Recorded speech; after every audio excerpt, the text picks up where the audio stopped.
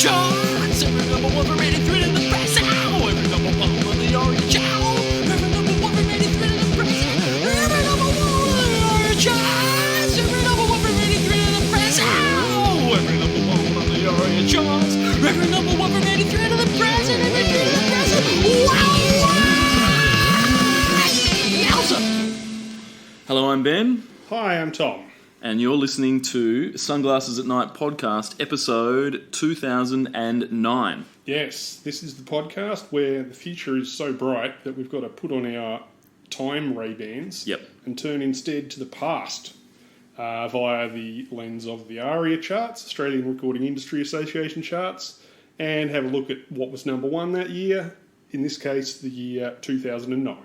Absolutely, Tom. And I should point out that if we haven't done this, I'm sure people are aware of this, but we're deep in digital download territory now, aren't we? Yes, definitely. So we're still getting the CD singles. We're going on Discogs, but as we learnt last week, the prices are creeping up and up and up, and there's no correlation between the quality of the music and the price of the CDs. certainly Now is not. they're starting to creep up a bit, and that's because they just weren't making many by this time. Yeah. It's very much a digital download territory. We're not streaming yet. We're not Spotifying it yet. I don't even know whether that exists as of yet. Facebook and YouTube are definitely out and about. People are downloading music, paying for downloads online. iTunes is kicking. They certainly, yeah. Yep. That's right. So what, just to set the scene, Tom, for 2009, some things that people might have forgotten, what are some events that happened this year that people might look back and go, oh yeah, I'd forgotten that existed? Sure.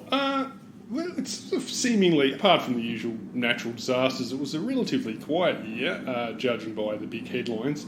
Johanna Sigurdardóttir is elected the first female Prime Minister of Iceland, thus becoming also the first openly gay head of government in the modern world. No, that's only the modern world we're talking about. Students of history will no doubt remember medieval King Robert the Fabulous of Luxembourg, and of course Pope Fancy Pants IX, who is responsible for the entire visual branding of the Vatican up until today. In fact. Certainly, they still love those crazy outfits and the red slippers as opposed to around those. You couldn't show him a naked gold baby that he didn't want to see more of, preferably flying in an arch over, a crucifix. Absolutely, yep. They love. They're very, very fond of. They love art, don't they? They're art lovers at the Vatican, for sure. Yes. Initial versions of Minecraft and Bitcoin are released, causing a level of keyboard jizz not seen since the Star Wars prequels. And Gillian Anderson's FHM spread were announced on the same day. In music news, Metallica and Run DMC are inducted into the Rock and Roll Hall of Fame. If only those two had worked together instead of working with Lou Reed, we could have had another, walk this way on our hands. But Lars has stated that people probably in 30 years' time will listen to Lulu. That's right. And then, so we're talking 2040-ish, people will be like, this is actually good. It's just going to take that amount of time for people to realise that it isn't a piece of shit. So. Music critics being what they are, that wouldn't 100% surprise me if Pitchfork in 2040 decided that was the best album of all time. Yeah, absolutely. I mean, a lot of those, because those magazines, Rolling Stone in particular, they don't know what the fuck they're talking about, and they never have. So they'll just say anything and then they'll do their end of the decade list, or they'll go the best of the 60s and they'll just be like, oh yeah, we shat on all of this at the time. But turns out we were wrong. It was actually quite good. That's right. Michael Jackson, the self-proclaimed king of pop, dies after his live-in doctor forgets to cut the crusts off his nightly propofol and benzodiazepine sandwich. Yeah, that was a sad time for for some people. For some people, it was a time of mixed feelings. It was a time of joy for some. Can you remember where you were, Tom, the day the music died? No, but weirdly, I can remember having several, not arguments, but hearing people loudly both bemoan and denounce him. Yep. Where around about that time in various beer gardens around that time. Yeah, I was in Sweden, Tom. I'd gone there for the weekend. And I had flown into Sweden, and I had gone to the hotel, and I was staying in the hotel. And so I dropped all my stuff off, and then left the hotel, and there was a kid moonwalking in the town square doing a bit of ooh, and then they were blasting Billie Jean from a Aw. Ghetto Blaster, and someone else was like wearing a Michael Jackson t-shirt, and I was like, fucking hell, they love Michael Jackson in Sweden, don't they? Because I was unaware that he had died. Because that was back in the day where global roaming on your phone, it cost £48 just to check what the weather was going to be. So I didn't have any internet access, so I was like, fucking hell. And then, I finally realised that he had in fact died, and then that sort of made me realise that I think people's love of Michael Jackson in Sweden is probably about the same as it is in other countries of the world. I suppose if any students of history are listening to this podcast, in His story? You mean his album? Or in 2100, and thinking, how come people were still sad, despite the fact that it was a pedophile who died? Back then, it was still 10 years before the later documentaries about him would come out. And so when he died, there was only a 99.3% chance that he was definitely a pedophile. So there was still that, credit card-sized gap in the closing door of guilt, so that people could slide through and go, hey, well, he was never formally charged. There was that civil trial, I think, that he ended up winning, I believe. So people were like, he's won that, so therefore he's fine. It's like, there were also a lot of parents with giant cash settlements in their bank accounts who mysteriously dropped their lawsuits. Yeah, exactly. Yeah. So speaking of awesome people in the music industry, famed 60s record producer Phil Spector was found guilty of second-degree murder of actress Lana Clarkson in 2003. If you're asking yourself, wasn't that 6 years ago? The correct answers are White and Money. Yeah, but it was only second-degree murder, Tom, so I think, it could have been a lot worse. He's not a bad guy. I think we thought a dude with a history of waving guns at people, a man whose wife had died in mysterious circumstances earlier as well. Definitely. Look, it could have been worse. Could have been first-degree murder, but not. It was ridiculous. So, what were the big movie songs of the year, Ben? I'm assuming the Grammy for Best Song went to Mike Myers for his cover of 9 to 5 in The Love Guru. Yeah, it did. That was the year earlier, but it takes a while for the Grammys to catch up with True Genius. Absolutely. I mean, I think if he probably released a remix of that in 2009, it qualifies it. I think so. Look, for me, Tom, the big movie film of this year was Linkin Park's song from Transformers. If you can, not the original Transformers. I'm not sure what Transformers are up to at this stage, but I believe. Right, do you know what all the Transformers are? I certainly don't. What, the actual Transformers or the names? The movies, of the films? yeah, the films. So I think one's called The Arse of the Moon. Yep. One's called Revenge of the Fallen. Yeah, might have been that one. Yep. So Linkin Park did a track for Transformers Revenge. And the reason that's my favourite of the year, Tom, is because I couldn't find any others. There wasn't a lot of... We've talked about wasn't this. a lot about the that. idea of big movie songs has really kind of tailed off at this point. Yep. Like, they just don't come the way they used to. Yeah, so... We're lucky if we get one a year. Yep, so I think there is one later I'm going to talk about, and I think when we talk about that, I had quickly jotted down the name of the Linkin Park song in my notes. So, What I like about Linkin Park is that they got 6 albums out of a genre of music that I would best describe as being completely inspired by the guy from Evanescence who goes, "Wake me up." If you took that bit, that rapper, the real McCoy, who they did not want in the song and was put there against their wishes by the record company, and made an entire band career out of that, would be, But Definitely. That was a success. Yep. They did a song with Jay-Z, Yeah, for sure. I was in a karaoke booth once, and an American person turned to me and said, "You're going to love this. I put this on for you." And he put on like a Linkin Park song. He's like, "Come on, you know the words." And I was like, "I honestly do not know the words."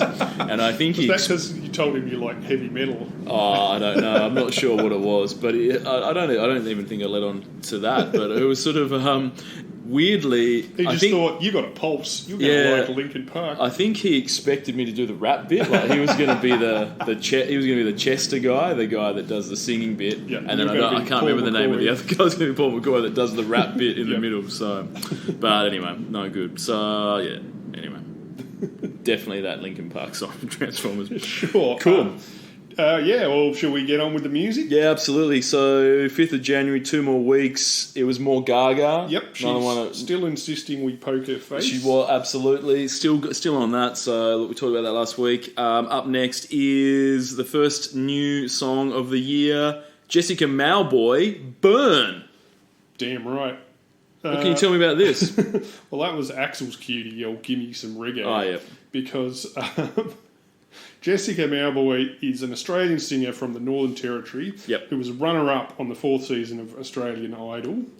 After releasing a live CD of her Idol performances, currently propping open the staff toilet and cash converters nationwide, and then briefly being a member of the not good enough to win Idol girl group, the Young Divas, Mauboy released her inaccurately named debut studio album, Been Waiting, from which Burn was the first single.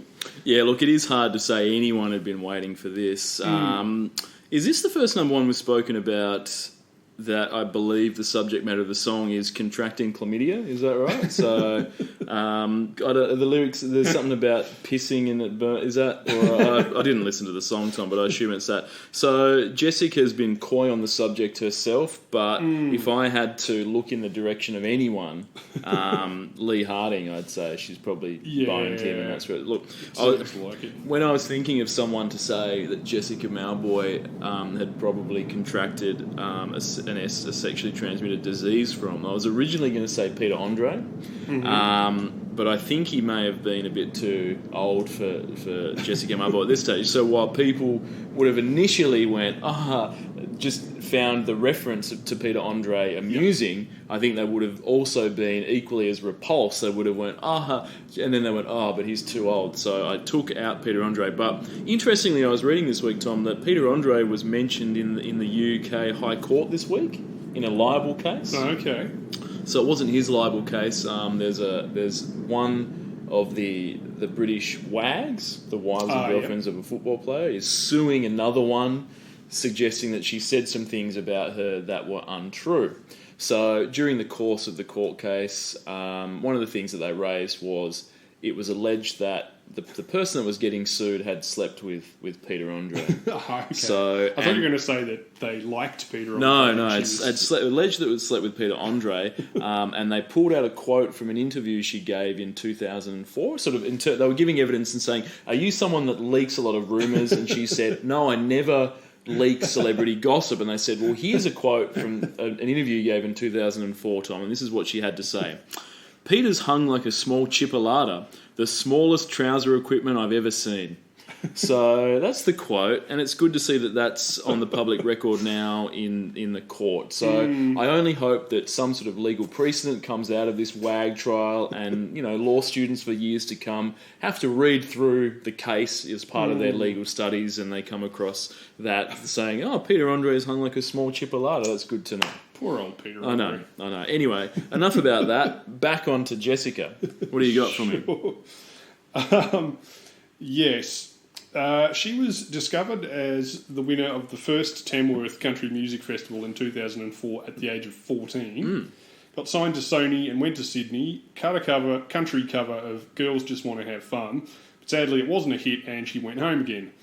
Fortunately, Australian Idol came along 5 years later and allowed her to achieve nationwide acclaim in a more dignified way, e.g. by being called a jelly belly by Kyle Sandilands, who looks like a gay nightclub bouncer fired after getting too fat to pass through the doorway he was paid to guard. Yeah, look, he does have that appearance, agreed, but he sort of also looks like a guy who owns a suburban pizza restaurant that the Herald Sun deemed was Melbourne's top 10 pizzas in 2004, and he still keeps the framed article up in his store, despite the fact that, the restaurant has seen better times, and there's been a clear decline in quality of the preceding 2 decades, and then he charges twice the price, and if anyone complains, he just abuses them. He sort of has that vibe as well to me.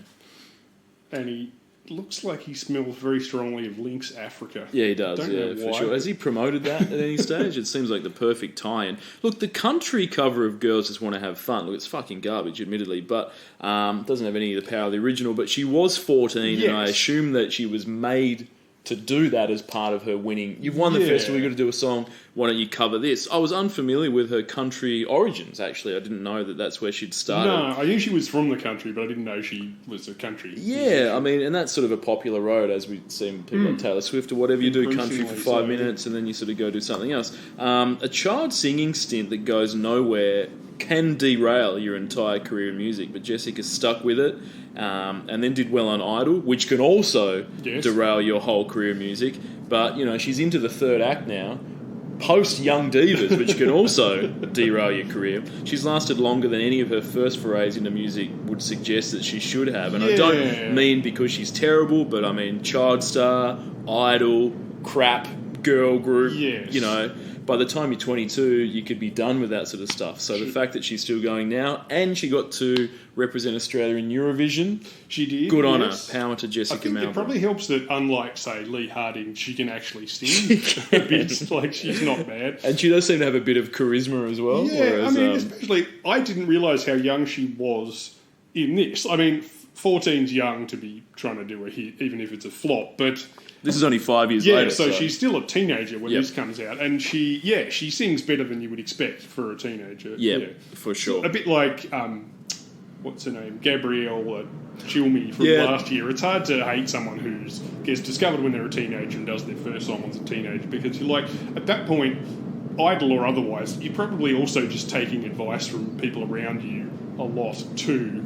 So God knows what I mean, my choices were bad enough when I was 19 anyway. I can Yeah. only imagine how bad they would be if a bunch of money-hungry people were around me trying to Look, push me yeah. to do stuff like In terms of who to blame for a dog shit country cover of Girls Just Want to Have Fun, Jessica Malboy, she's way down on that list. Yeah. Top of the list is like whoever her manager is, some producers, the Tamworth people, just a whole array of people. And then you know, I don't think she gets no attribution for blame in terms of that song whatsoever. Yeah. So, you know. Look, in established tedious record executive fashion, in this song they've tried to fit her into an existing mould as a sort of Kelly, Beyonce dance pop figure, Yep. which doesn't really suit her style, like, you know, in any sense, really. For instance, she's a pretty good singer, as said, but they've slathered this track in shitty auto-tune effects, which are also in tedious record executive fashion, at least 5 years out of date by this point. Oh, yeah. Or certainly 5 years past being anything novel.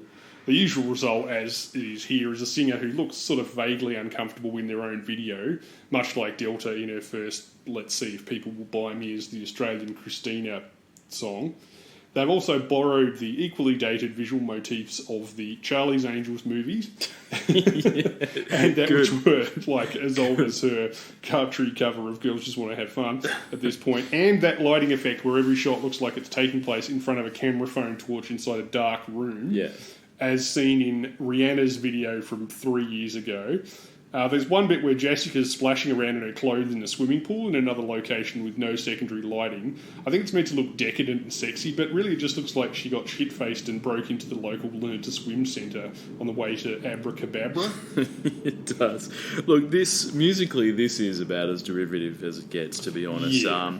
Sounds like about 50 other songs that are around at this time, but, you know, whoever wrote this or produced this, it obviously went, oh, Rihanna, Beyonce, they're pretty big now. Let's just Yeah. try and do that. It's got a touch of that robo-dance thing to it's it. about 100th as good as those songs as well, but that's obviously not Jessica's fault either. No idea why she was fully dressed in the pool. Might not have wanted to. Maybe like she's there. It's night, so it's also nighttime. So she's at the house where they're filming this thing. It's nighttime. Maybe the producer of the video clip or the director has said, "Hey, you want to get in the pool?" And she might be like, "Oh, look, I don't really want to get into a swimsuit. Maybe I don't feel super comfortable with that."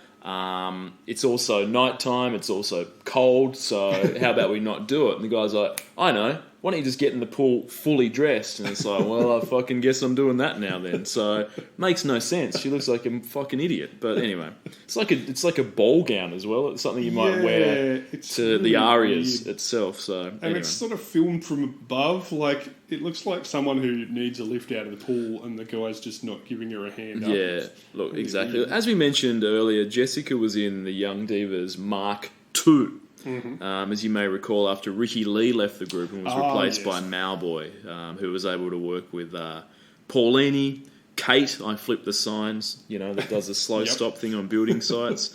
Diarago and whoever the fucking other one was, can't remember. I was wearing my Young Divas Mark II t-shirt the other day and someone stopped me and abused me about wearing, a scab lineup Young Divas shirt, indicating that the Malboy lineup didn't stand for the same principles as the original lineup of the Young Divas and they were a disgrace to the Young Divas name and brand. So, I mean, Ricky Lee had principles. After all, she went on to... is she a UN ambassador? I believe She so. was on Dancing with the Stars. I always get those two confused. Well, I think she was a UN ambassador after her stint on Dancing with the Stars, and she may have, and she's probably been on I'm a Celebrity, Get Me Out of Here as well. Probably I don't a know whether she has. margarine commercial. I Yeah, guess. exactly right. So there's a sort of once you get rid of that, and Jessica Malboy obviously has big shoes to fill, and someone took umbrage to the fact that my scab lineup shirt wasn't good enough. You So shouldn't have crossed the picket line. on no, that I one. shouldn't. So, look, can you tell me, I hope you can, who wrote this? Because I don't think Malboy was involved in the writing of this song. Yeah, a depressing number of these Idol people really don't seem... You would think that they would break free from Idol and the first thing that they would want to do would be write their own songs, but Yep.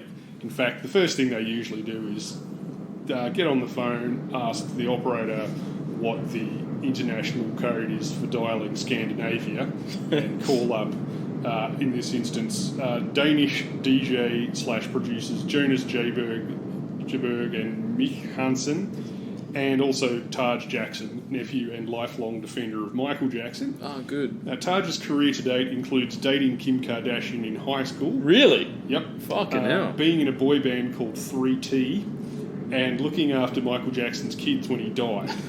He had co-guardianship. Fuck. That experience helped him write this song about a chick whose boyfriend gets sick of her after a bit.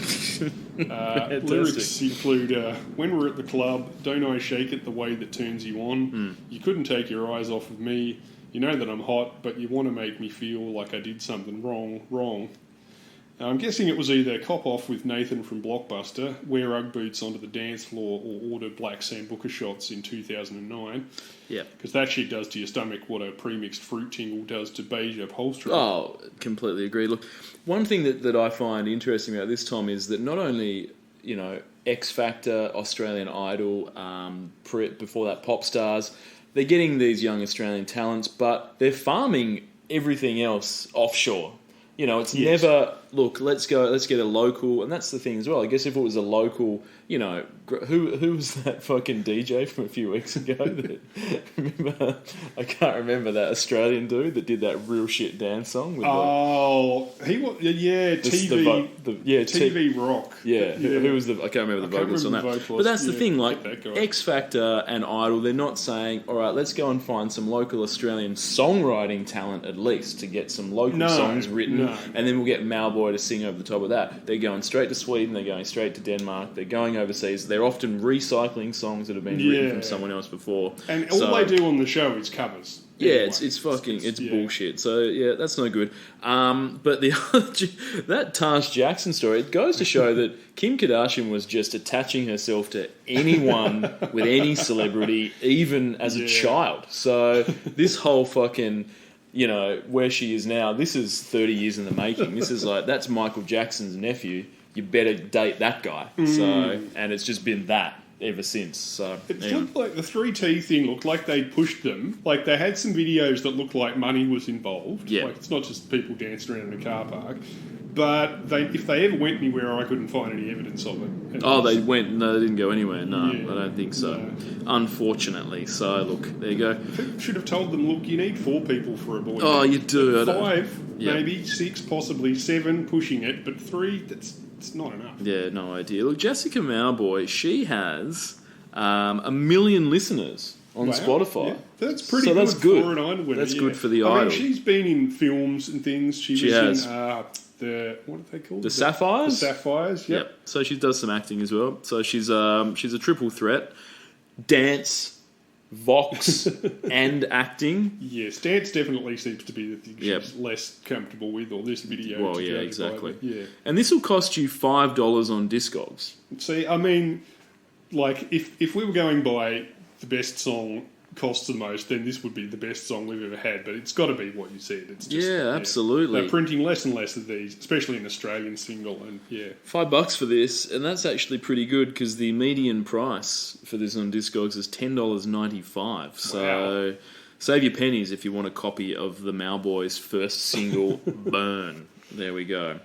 All right, any more to say about Malboy? no, what have we got next? Up next, we've got that was. Did I mention it? Did we mention at the start that was for just 1 week? Burn. Yeah. So coming up next for 4 weeks is The Fray. You found me. What can you tell me about this song or The Fray in general? Because I'd forgotten that they existed. That's if I Me even too. knew they existed in the first place. I think to most people, the only thing that they would know the Fray from would be How to Save a Life. That was their one. I thought that was their one hit because that's the only thing I've ever heard of by them. Yeah, But- I listened to that. I'd never heard it before in my life either. Yeah. So Oh, really? No, Okay. no, Well, no. I I don't know what didn't know happened. it was called The Fray. I just knew that Must have- song. and it must popped have up missed on it, this. yep. Well, as we discovered over the previous weeks, there were record executives who heard that grunge was popular in 2003. yep. 10 years too late, but wanted it to sound more like dad rock with horseshit lyrics about getting a blowjob in a Mustang on the freeway doing 65, etc. So they signed Nickelback, who were successful but still too edgy, too raw, too out there. So they signed Matchbox 20 as well, who talked about blowjobs a bit less, but were tragically cut short when the lead singer was dragged into a wood chipper after snagging the cuff of his bootcut leather pants. So next they tried Maroon 5, but this time the porridge was too hot. And by porridge I mean the sizzling sex jams of Adam Levine, spending every day out on your corner in the pouring rain with the linings cut out of his trouser pockets. So after that they toned it down more and signed One Republic, who had been previously employed by a veterinary surgeon as a cheap alternative to animal tranquilizer, thinking they were surely safe. But then One Republic released the song Apologise, which sounds safely AOR on the surface, but as we both know, is really a coded message of regret about the singer's long history of international sex trafficking. Yeah. So finally the record company scored some abandoned foreskins and cooked up enough stem cells to generate a large, wet, sort of glutinous mass the colour of a peeled hot dog. Yep. And then they put 5 vests on it and the Fray were born. And this is their first hit, You Found Me. Number Yeah. 1 for 4 fucking weeks either. This was not a flash in the pan. Yeah. And I'd never heard this, so, Yeah. clearly I'm out of the Fray's loop at this point. Look, Tom, the band members met in Christian school, and some of them played together in the same church worship band, which tells you everything you need to know I about was this. going to say that later on, yes, please. This is about as soft as frozen yogurt left outside for several hours in the middle of summer in Islamabad. It is weak as fuck. This is what Isaac Slade, vocalist for the band, had to say. Mm-hmm. As a boy, Bush's Swallowed was my siren song. I was a...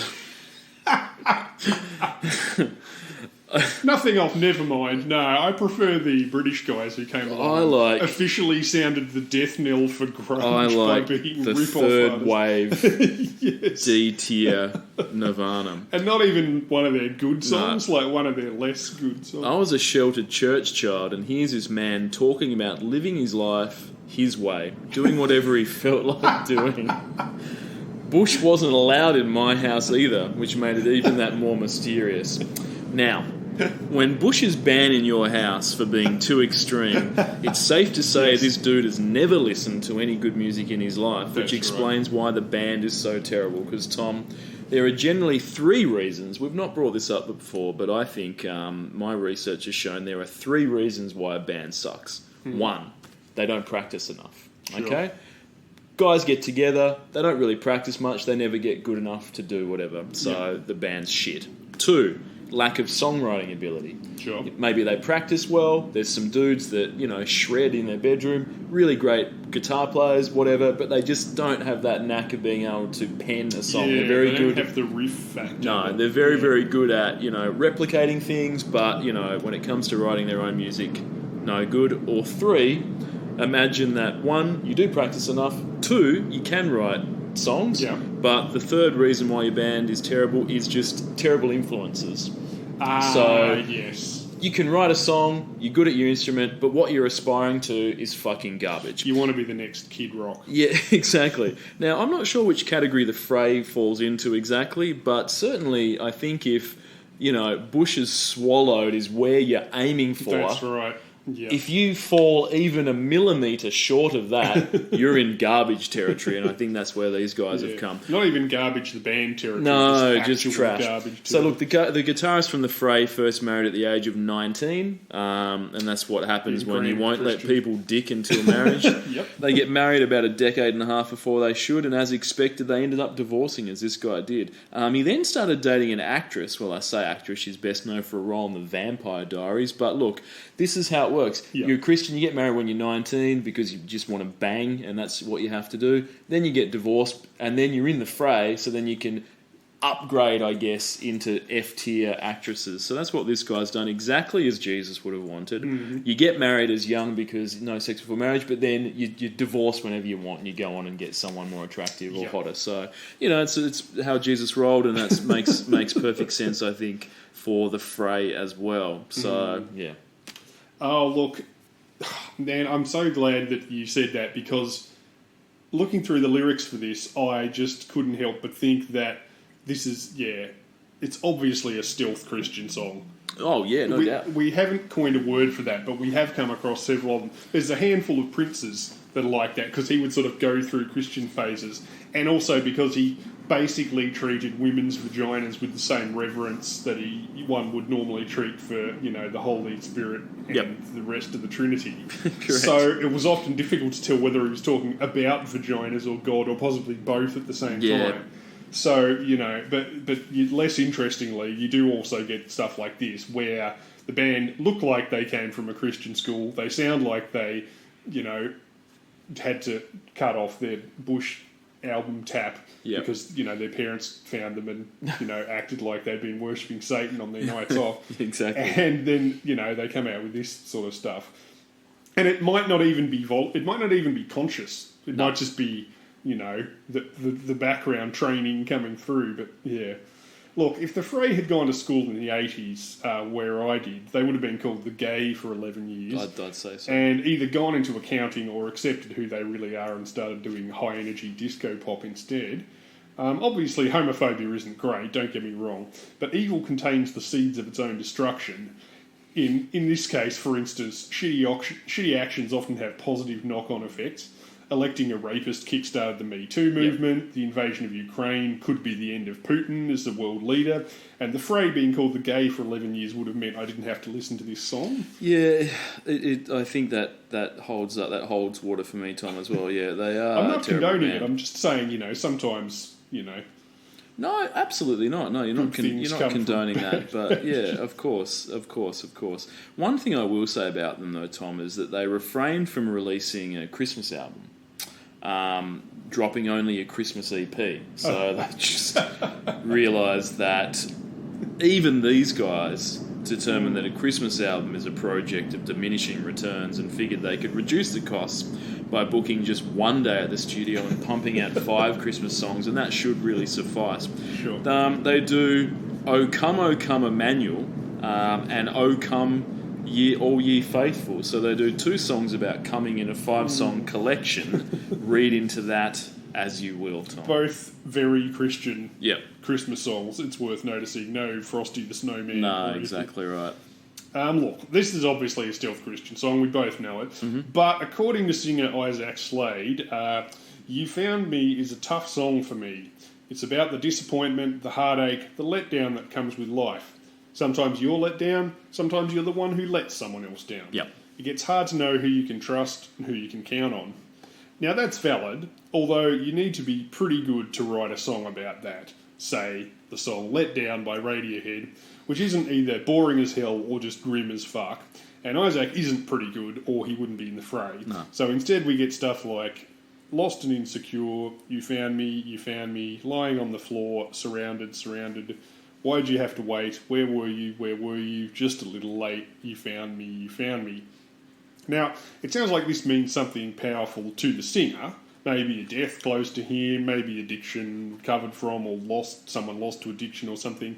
But that's not much good if you can't communicate at least the feeling of loss. And all this song communicates is the feeling of being stuck in a long queue at Target without headphones. Correct. And, yeah, look, As you other than mentioned. that, it's a sneaky backdoor Christian song designed to reach out to the forgotten kids using rock and or roll to carry the message of the J-Man. Yep. And, I mean, compared to Amy Grant, the Fray do sound pretty extreme. They do. Look, this is definitely a song about Jesus, I think, Tom. Specifically the new Jesus, that ex-IT professional who lives in Queensland, who's claimed to be Jesus. I assume the Fray were probably having trouble with their new website, and they reached out and found Jesus on Craigslist, and they rest to say it. You know, How does his Jesusness manifest itself? Is he supernaturally good at fixing computers on the Gold Coast, or I don't know. He doesn't live on the Gold Coast, I've got to look unfortunately. him He up. lives out on a farm somewhere in Queensland, but he used to work in IT, and he met. So he's Jesus, obviously, reincarnation of Jesus, and he met someone he worked with, and it turned out that she was the reincarnation of Mary Magdalene. So that was very convenient. I was So- going to say they should meet up with Steven Seagal because Yeah. he's the reincarnation of the Dalai Lama. I understand. The three of them would really have a lot to Yeah. say to each other. It's sort of, I can imagine that those dates must be great when you sort of, you know, you go on a first date, you know, when do you drop that you're the new Jesus? Not after Yeah, I the know. entree, or so you probably wait until desserts and just going, Imagine oh, the relief. would you like another drink? Yeah, we'll have one for the road. Oh, by the way, I'm the new Jesus. And it's like, well, I'm the new Mary Magdalene. It's like, imagine the relief. fucking hell. Yeah, exactly. We're on So the that same worked out pretty wavelength. well, yeah, for sure. So I don't know what he does now. I assume he still, you know, fixes computers or something. But like turning water into wine, he wouldn't have to do anything, I don't think, would he? No. Sort of do a mystic sort of hand movement and then the files would be erased from the hard drive or whatever the I've case got to needs to admit, be. if Jesus came back to Earth with a godlike ability to repair computers right now, he would become world famous pretty fucking fast. Oh, definitely. If he could wave his hand over Over a computer and just fix it. any problem with it, That'd be great. People would he love would at that. least be astonishingly wealthy. Oh yeah, for sure, for sure. So I sort of see him as like an Elon Musk type figure. I think. I've got to say, truly, I think the richest people I've met of my generation or younger in real life have all been IT people. Yeah. So Yeah, I mean, I've met richer old cunts who made money in real estate and owned big houses and stuff, but of my age or younger, yeah. yeah. So the new Jesus, I think, fits into that category. So Well, if he wanted to be wealthy, I mean, Satan would be pretty good in that role as well, wouldn't he? yeah, absolutely. Sorry, this is what happens when the Fray come up. It's just your attention, it's just like water So- off a rock. It just goes anywhere else. The other than Fray rock. have 8.5 million listeners on Spotify. Fucked. What's this song? What's this one called again? It's called You Found Me. Yeah. Okay. So I don't know about that one, but How to Save a Life has had 874 million listens. That was a big hit. Like I So- said, it's the only thing I can even vaguely So yeah, 8.5 mil, and the cheap you can pick this up for $1.75 on the Discogs, so not That's too far too much. expensive, fortunately, but a bit more than what I'd be willing to pay for this. So, all right, cool. what's Moving up on, next? get it right. Oh, up next is a real banger. Fucking 7 weeks for this. Flow Rider featuring Kesha. Right round. Right round. Tell me about this. Yeah, for 7 weeks. Well, Flow Rider's back. This is his second hit on the charts. We've Yeah. already covered, what did we have last week? Oh, his first one. Yeah. Shorty got low. Yeah. Apple bottom jeans. Yes, yeah. And this is Kesha's first appearance in the charts as well. She's, doing backup, but this is the start of her career too. This song is essentially a dodgy hip-hop knockoff of Spin Me Round Sure bracket, fucking like is. a record bracket by Dead or Alive. Personally, I prefer the industrial cover by the band Dope for the American Psycho soundtrack. Yep. But perhaps this one is more appealing to people who are less into Nine Inch Nails and more into 9-inch wide tribal neck tattoos that read Miami Till I Die with several of the words Yeah, spelled wrong. indeed. Look, I do say the cover's always better than the original, but this is the exception to the rule, Tom. The Yeah. original is significantly better than this. This is one of those hip hop ones. We need a word for this too. It's like a cove. It's like half a cover. Yeah. It's sort of you pinch the hook, the catchy, listenable part of the song. Yep. But the lyrics have been changed. Like Yeah. it is not the same verses. Yeah. So whatever that fucking is. It's Look, Dead or Alive used to be around as one of the finest songs of the 80s, obviously. Yeah, it's Massive great. respect to Dead or Alive. At the time for releasing this song, they pushed on despite the fact that the record label said this song sucks. They wanted fuck all to do with it. Pete Burns, the vocalist of Dead or Alive, He's led a very interesting life. certainly has. He had to take out a £2,500 loan and pay for the recording himself because the record label wouldn't touch it. And even in the studio, the engineer Phil Harding, who mixed the track, said that tensions are running so high between the band members and producers Mike Stock and Matt Aitken during the mixing that it almost escalated to violence. Now, if only Pete had been pushed over the edge, pushed to commit homicide, pushed to murder Mike Stock and Matt Aitken, then we wouldn't have any Stock, Aitken and Waterman, and we wouldn't have any of the fucking terrible music that those two are responsible for the rest of the decade and into the 90s. And look, I don't think any jury would convict based on those facts, so just play them some other, the other songs that they would never have recorded them. I should be so lucky, for instance. Absolutely, but yeah, so massive respect to Dead or Alive, and yeah, Pete Burns, interesting character. So Did he go along that route of what's his name,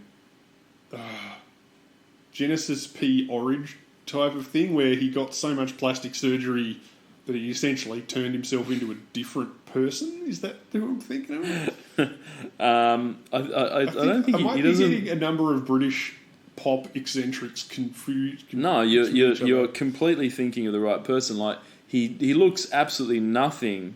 When in the Dead.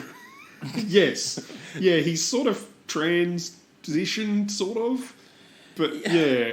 And around this bit you spin me around period, he was known for wearing an eye patch despite having two functioning eyes. He did. But that was the new romantic era when being a sort of techno pirate was all the rage. Yeah, so he's unfortunately dead now. I think he passed away in 2015, 16, something like that, a few years ago. Unfortunately, after this song, so he would have had to hear it at some point. But yeah, by the end he didn't. You couldn't pick him out in a police lineup if you had to identify the singer from Dead or Alive. Unfortunately, but I hope it made him yeah. So unfortunately, I hope he made some money from the royalty. I hope he got a bit of cash out of this, at least the £2,500 that it cost him to produce this in the first place. Because he deserves something out of this, because this is awful. Also, he got all those royalties from the name of the PlayStation's second best two-player fighting game. It did? Yep, sorry. That's a shit joke. All right, look.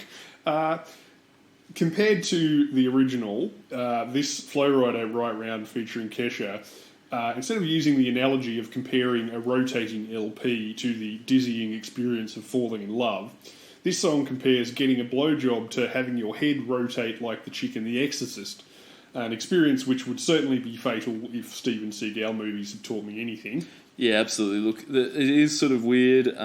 Flow Rider did say, when asked about it, he said, this is a song he wanted to record because he was really interested in expanding his musical horizons. He'd listened to You Spin Me Round and other songs like this when he was a kid. He was a big fan of that sort of music. That was the main influence. He wanted to capture the essence of the original, sort of about being made dizzy, I guess, when you fall in love with something like that. He was just influenced by Dead or Alive and wanted to sort of capture the magic of that. Anyway, Bruno Mars, who co-wrote this song. Oh, really? Yeah, Bruno Mars was involved with this. When he was asked about it, he said, quote, "It's a song about blowjobs," end quote. It's clearly a song about blowjobs. That wasn't a direct quote, but he did he did actually say, it's about getting a blowjob. So, yeah. So thank you, Flow Rider, for spinning some bullshit, and then Bruno Mars for coming out and saying it must have been one of the earliest things Bruno Mars did as well. I didn't hear about it for another 5 years after this. Yeah, exactly. I think he did that thing where you got to write a few songs for other people first. He's a pretty good songwriter. Start off in production. And then it's like, all right, you can do your own thing now. So, yeah. The video features the rare race reversal Eurobeat trick, whereby a white singer, in this case Kesha, is lip-synced by several black models paid to dance around with Flow Rider. Normally it's the other way around. Aunt Flo himself is giving a very low-energy performance here. He's wearing sunglasses at night indoors, obviously. Yep. But he's also wearing a $30 Lacoste polo shirt and spends the entire video standing on a small, low, rotating platform like he's a fucking gift set of Synchrome's banners on The Price is Right. Yeah, look, He's not even dancing. He's just kind of vaguely sort of half dabbing on a little microwave turntable going around. And you can tell it's the start of his career too, because they can't afford jets, travel, bling, or nightclubs setting or anything. So they're just playing them on a TV behind him, behind the rotating little thing. So it'll just say like London in a shitty Gothic font, and then there's a blurry picture of Big Ben behind him. Like, dude, we know you're not in fucking London. You're standing in front of a camera phone photo of Buckingham Palace waving a toy Learjet from the Hot Wheels collection.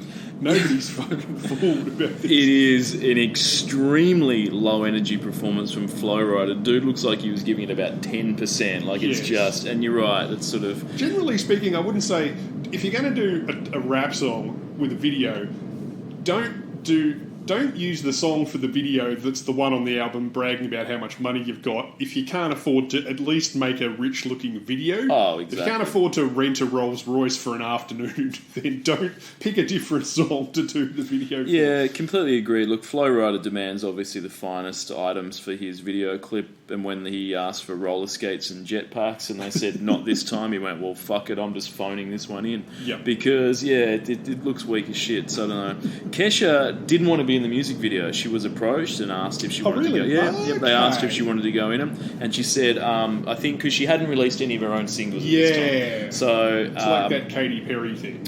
yeah, Right. so Like, she's. I'd I rather- think she yeah. said something like, "No, I just want to make it on my own. I just want to be. I don't want to be known as that's that chick from that Yeah. Flow Rider song." That's quite smart, which yeah. I read as saying, "I don't want to appear in a video for the song about giving Flow Rider a blowjob." Yeah, and maybe that fair also point. given us some. The director had said, "Oh, here's some sort of Yeah. drawings of what we're going to do.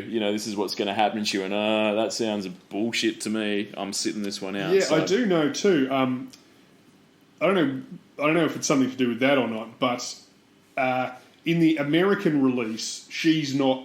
She doesn't Yeah. even get a featuring. Didn't It's get a only credit. in the European ones it says featuring Kesha. I don't know why, because she's American. So Yeah. but yeah, maybe Apparently- she didn't want to even show up. Well, with that. the rumor is that she made no money out of this at all. She got like basically no cash, Oh, but it was okay. sort of like, An exposure. hey, you just got to do this, yeah. But she Yep. didn't even get the exposure in the US because her name wasn't on there. Yeah. And purportedly, the reason why when she started stylizing her name Kesha with a $sign in the S, Yeah. it was apparently after this. She said, "Oh, I didn't get any money from that, so I've just put a $sign in my name." For some reason, I can't remember. It was some weird explanation, but it was just sort of like, I don't. It's to show. It's ironic. I don't actually care about money, so I'm putting the $sign in there. Purportedly. Anyway, the CD single for this, Tom, the B side is a Travis Barker remix of "Low." So that sounds red hot. It's about time. Yeah. Did you have anything else for this? I was going to just mention some of the awesome lyrics. Please go ahead. Hey, Shorty must know I'm the man. My money love her like a number one fan. Don't open my mouth, let her talk to my bands. My Benjamin Frank Alans. A couple of grands, I got rubber bands. My paper planes making her dance. So he's rhymed bands with bands and Franklin there. Get dirty all night, that's part of my plan. We building castles that's made out of sand. That's actually a bad thing. I don't know what it is. She's amazing, her fire blazing, hotter than Cajun. Girl, won't you move a little closer? Time to get paid. It's maximum wage. That body belongs on a poster. I'm in a daze. That bottom is waving at me like, damn it, I know you. Doing a show like a gun out of holster. Tell me whatever, then I'll be your chauffeur. Yeah. Now, I think that last line reveals the truth, is that Flow Rider got his name from his day job of Uber driver, Ben. That's why this entire song is bullshit about how rich he is. The problem is, if the bling-obsessed stripper depicted in these lyrics bothers to YouTube his second single, she'll see that Aunt Flo can't even afford a travel agent poster of Big Ben, and then she's going to tell him to stick his giant turntable up his arse and rotate on it, I suspect. Exactly. Yeah, I think. Also, yeah, this, belongs in... I think I've mentioned this before, but one of the... it has at least two of the top 5 weird things that rappers brag about for reasons I don't understand, which is a chick who's only into you because you've got money. Yeah, exactly. Yeah, which is a weird brag. Yes, it's not. It's a cell phone, really. Yeah. You know. She only likes me because I've got cash. It's like, yeah, because you're a fucking dickhead. Yes. Yeah, it is pretty weird. Look, I think you're right. It sounds like Flow Rider does sound like the sort of name that you if I, am booking an Uber and the name Flow Rider popped, I'll be like, fuck yeah, I'm going to Yeah. book that shit. That sounds awesome. And it's also good that, as we get into 2022, people are talking a lot about cost of living expenses, inflation, but don't worry, because if you work for Flow Rider, it's maximum wage with that guy. So I'm only on minimum wage. Go work for Flow Rider. He'll pay you maximum wage. I don't know what maximum wage is, but sounds pretty sweet. Do you pay minimum wage? I pay fucking maximum. Thank you for that. So, look... Also, that body belongs on a poster. I mean, it does kind of defend what poster we're talking about. yeah, If for sure. If it's body of evidence, fine, that's Yeah. good. If it's Critters 4, We Critters go to Mars, then maybe not so good. Ghoulies 3, Ghoulies go to college. You don't want to be on that poster. Fat Chicks 2, Flow Rider's got 22.8 mil that's nuts. Yeah. on the Spotify, which doesn't surprise me. Now, on Discogs, you can pick this up for 59 cents, but I will let you know that the seller has said the media is poor, which means it's scratched to fuck, and I don't think it will play. So you might want to fork out the next cheapest one if you really need a copy of this, which I think's $3. So okay. there you go. So 59 cents if you just want it for the cover, because it's not going to play, but the cover is pretty sick. It's a picture of Flow Rider with a gold chain saying "Born in Miami." I like that they've clearly CGI'd in the gold watch and gold necklace. Yep. But they haven't been able to get they haven't paid for the add-on pack for the free 3D program that they've used that allows you to have realistic metal textures. So it kind of looks like he's got some weird butter sculpture around his neck. It's definitely. very strange. I do like, however, though he's got his dorky 3D chunky letters rap name as required by all rappers that Yep. you later get into a necklace or a knuckle ring.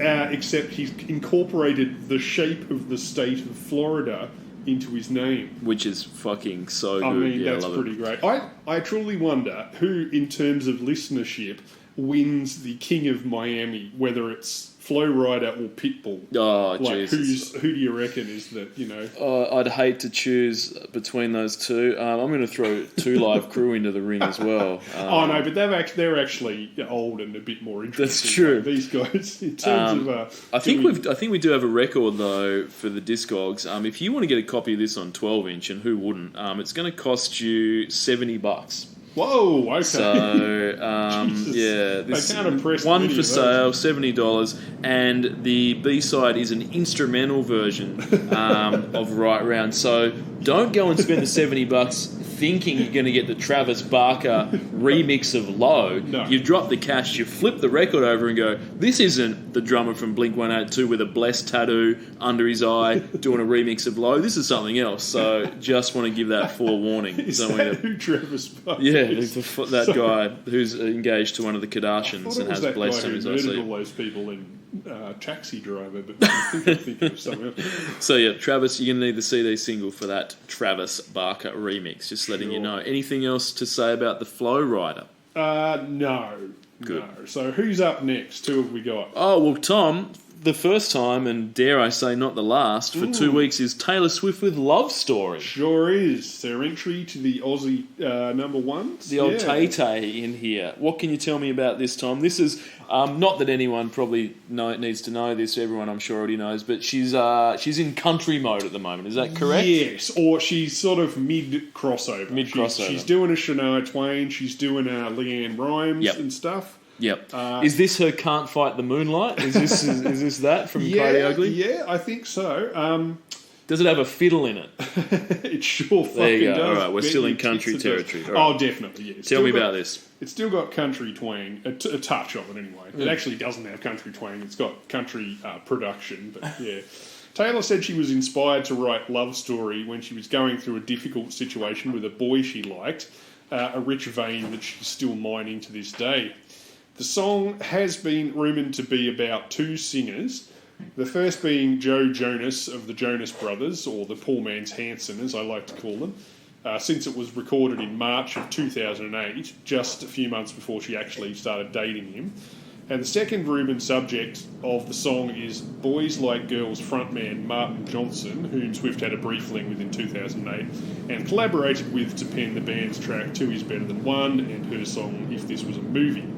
Now that's a fitting match for the star-crossed lovers theme of the song, as sources claim that although the pair were into each other, Taylor's publicists felt he was not a good match for her American sweetheart image, with him being a punk rocker who was going through personal issues at the time. Now note a couple of things there. One, it shows how she's already in a position where publicists are dictating who she's allowed to go out with. Yep. So she's that kind of artist at this time already. And two, that we are heading into influencer territory at this point where image... I mean, I know the idea of rock stars having pseudo-fake relationships isn't entirely new, but Yep. we're definitely heading into that sort of, just mutual branding territory here. Absolutely. Yeah.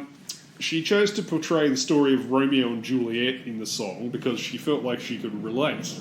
Quote, I used to be in high school where you see a boyfriend every day. Then I was in a situation where it wasn't so easy for me, and I wrote this song because I could relate to the whole Romeo and Juliet thing. So just to clarify, Taylor felt she could identify with the love-drunk, suicidal, pubescent offspring of warring clans from the 16th century play Romeo and Juliet, because she used to go to high school where she would see her boyfriend every day, but then she stopped going to high school and didn't see him every day anymore.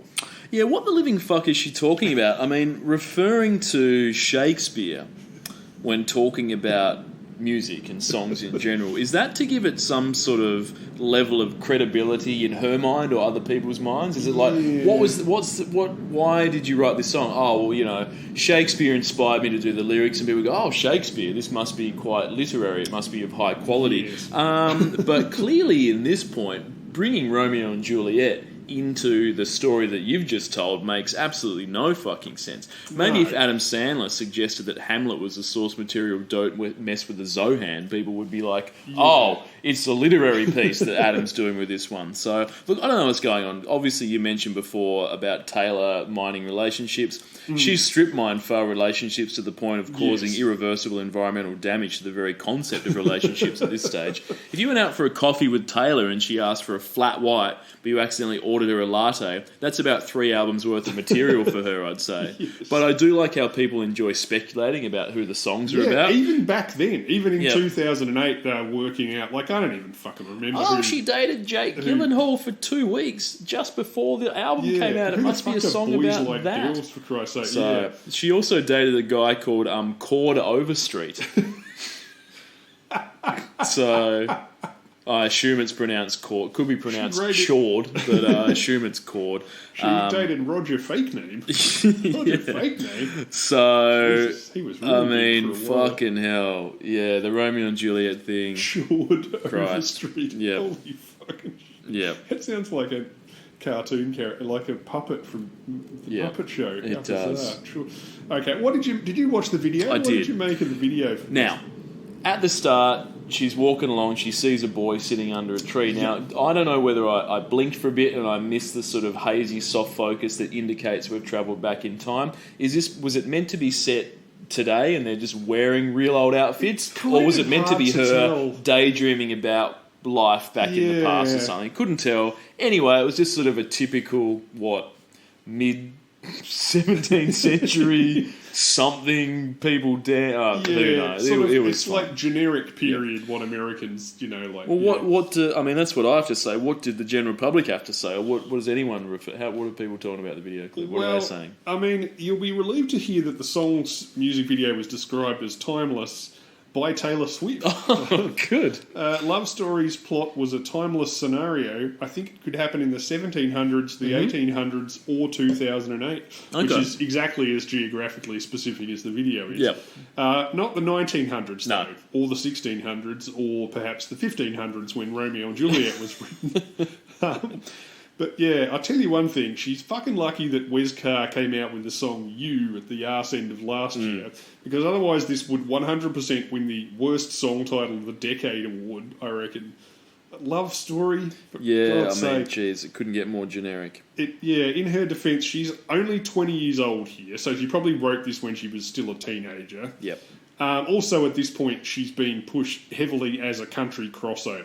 So every aspect of her image, including, as mentioned, who she's even going out with, Yep. is being viewed through an 8-inch thick layer of bulletproof plexiglass Kmart wholesomeness erected around her by Sony publicists. And the song has to feature a fiddle whether you want it to or not. Yep. It's got to have a tiny bit of country twang. Now, God help me, Ben, but I found this to be quite catchy, Yep. I must admit. The last verse where it sort of rocks out got stuck in my head for several days. It did. It's like that, well, we talked about it before, that sort of disembodied catchiness factor which is not related to actual song quality or anything but does nonetheless exist. Yep. Yeah. And I hate to say it, but this sort of country pop rock jamboree starring a teenage YA cover model seems to be about as close to a power ballad as I can hope for these days. Look, absolutely credit where credit's due. Taylor, she's written a fucking lot of songs. She sure a has, lot of hits. and she does write her own songs. She does. You can't take That's that away the thing. from her. She's like, I don't know how many albums deep she is these Yeah. days, but she must be about 10 albums deep. I of mean, all no of her wonder she original strip shit. mines her relationships. You'd be fucking running out of material. you would, at this absolutely. Point, after 20 years, what the fuck else would you So be yeah, throwing she's out? written a lot of tracks, a lot of catchy tracks, and I agree with you, Tom. This hits harder than any power ballad released in the last 10 years. It sort of comes in with that fiddle solo. There is guitars in it. It's like, Yeah, oh, there is. yeah. It brings it back for the last verse and does a kind of, Yeah. sort of... you Like know. I wasn't quite willing to punch a hole in the wall, but it No, was... there's no it was- solo. No. There's no one does a solo on top of the church where she's hanging out. Yeah, definitely a lot harder than those other so-called quote power ballads that people talk about. This is way better than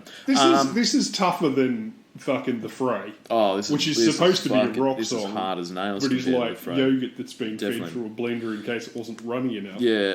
Do you prefer the country era of Taylor or the pop era, Tom? Or are you happy with both? Take or leave either of them? I think I prefer her sort of middle period.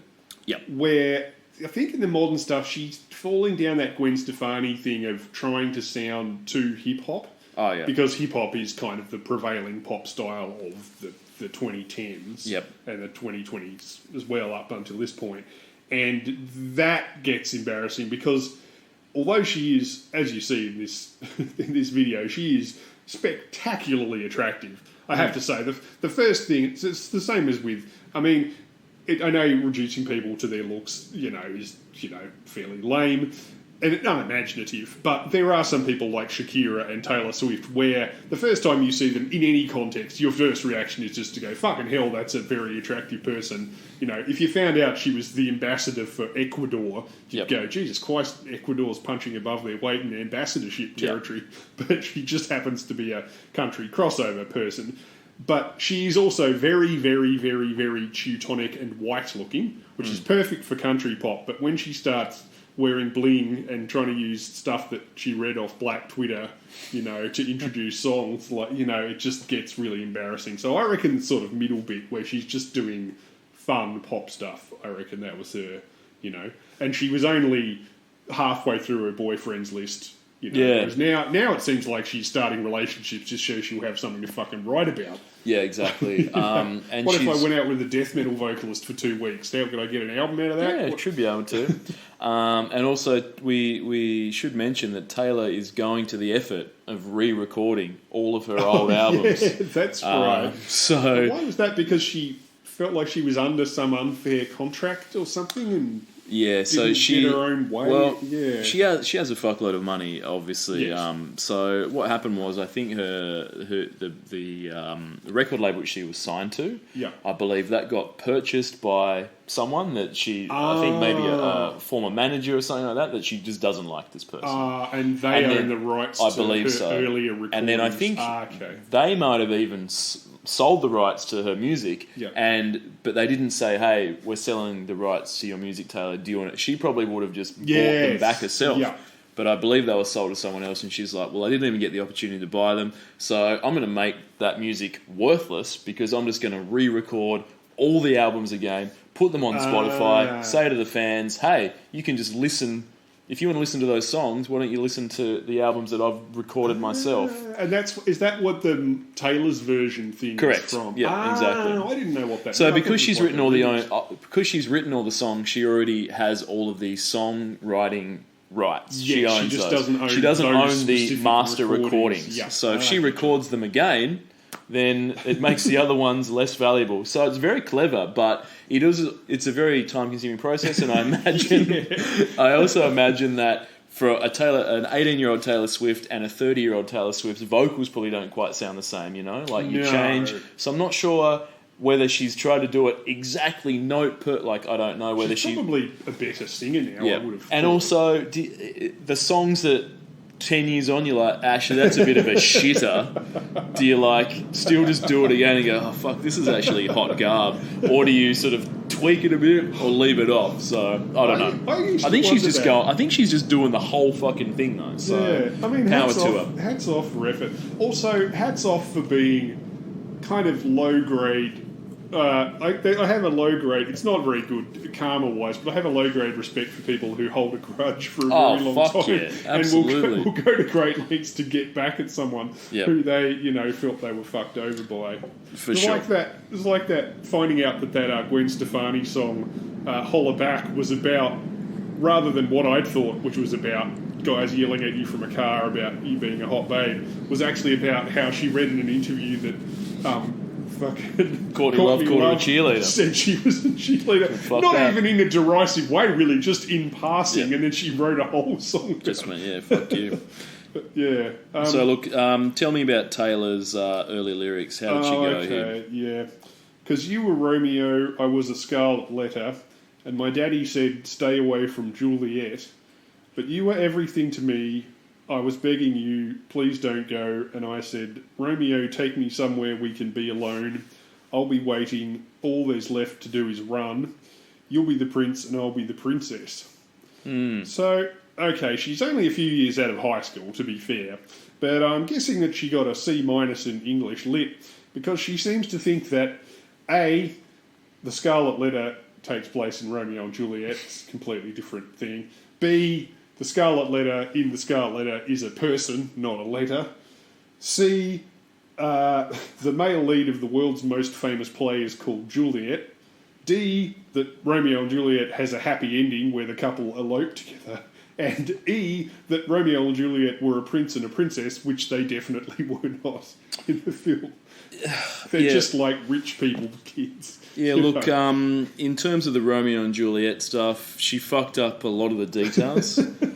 But fortunately for her, no one knows, no one's ever read it, so she should be able to get away with that. It's really got lost to time, hasn't it? It has, absolutely. So, I Taylor was Swift... going to say, she always struck me as being, as her recent appearance in the insane marijuana masterpiece, the Cats motion picture $200 million butthole fest, proves she's always had a touch of the theatre kid about her to me. She always struck me as a theatre kid. Yep. And this song reads as exactly the kind of thing that a 19-year-old theatre kid would write who just watched Baz Luhrmann's Romeo plus Juliet. And Yeah. thought, oh, that's just like my life. The slight problem is that film came out 13 years before this, so Yep. she would have been 6 at the time. Oh, So yeah. it's possible she's watched it every week in the ensuing 13 years, but who knows? Yeah, no doubt. So, no, I completely agree. Look, Taylor's got 55 million listeners on Spotify. That's up there in Eminem terrain. Isn't Yeah, it? it is. Now, look, what we should have done was, Tom, and I didn't do that before the podcast, but we could have listened to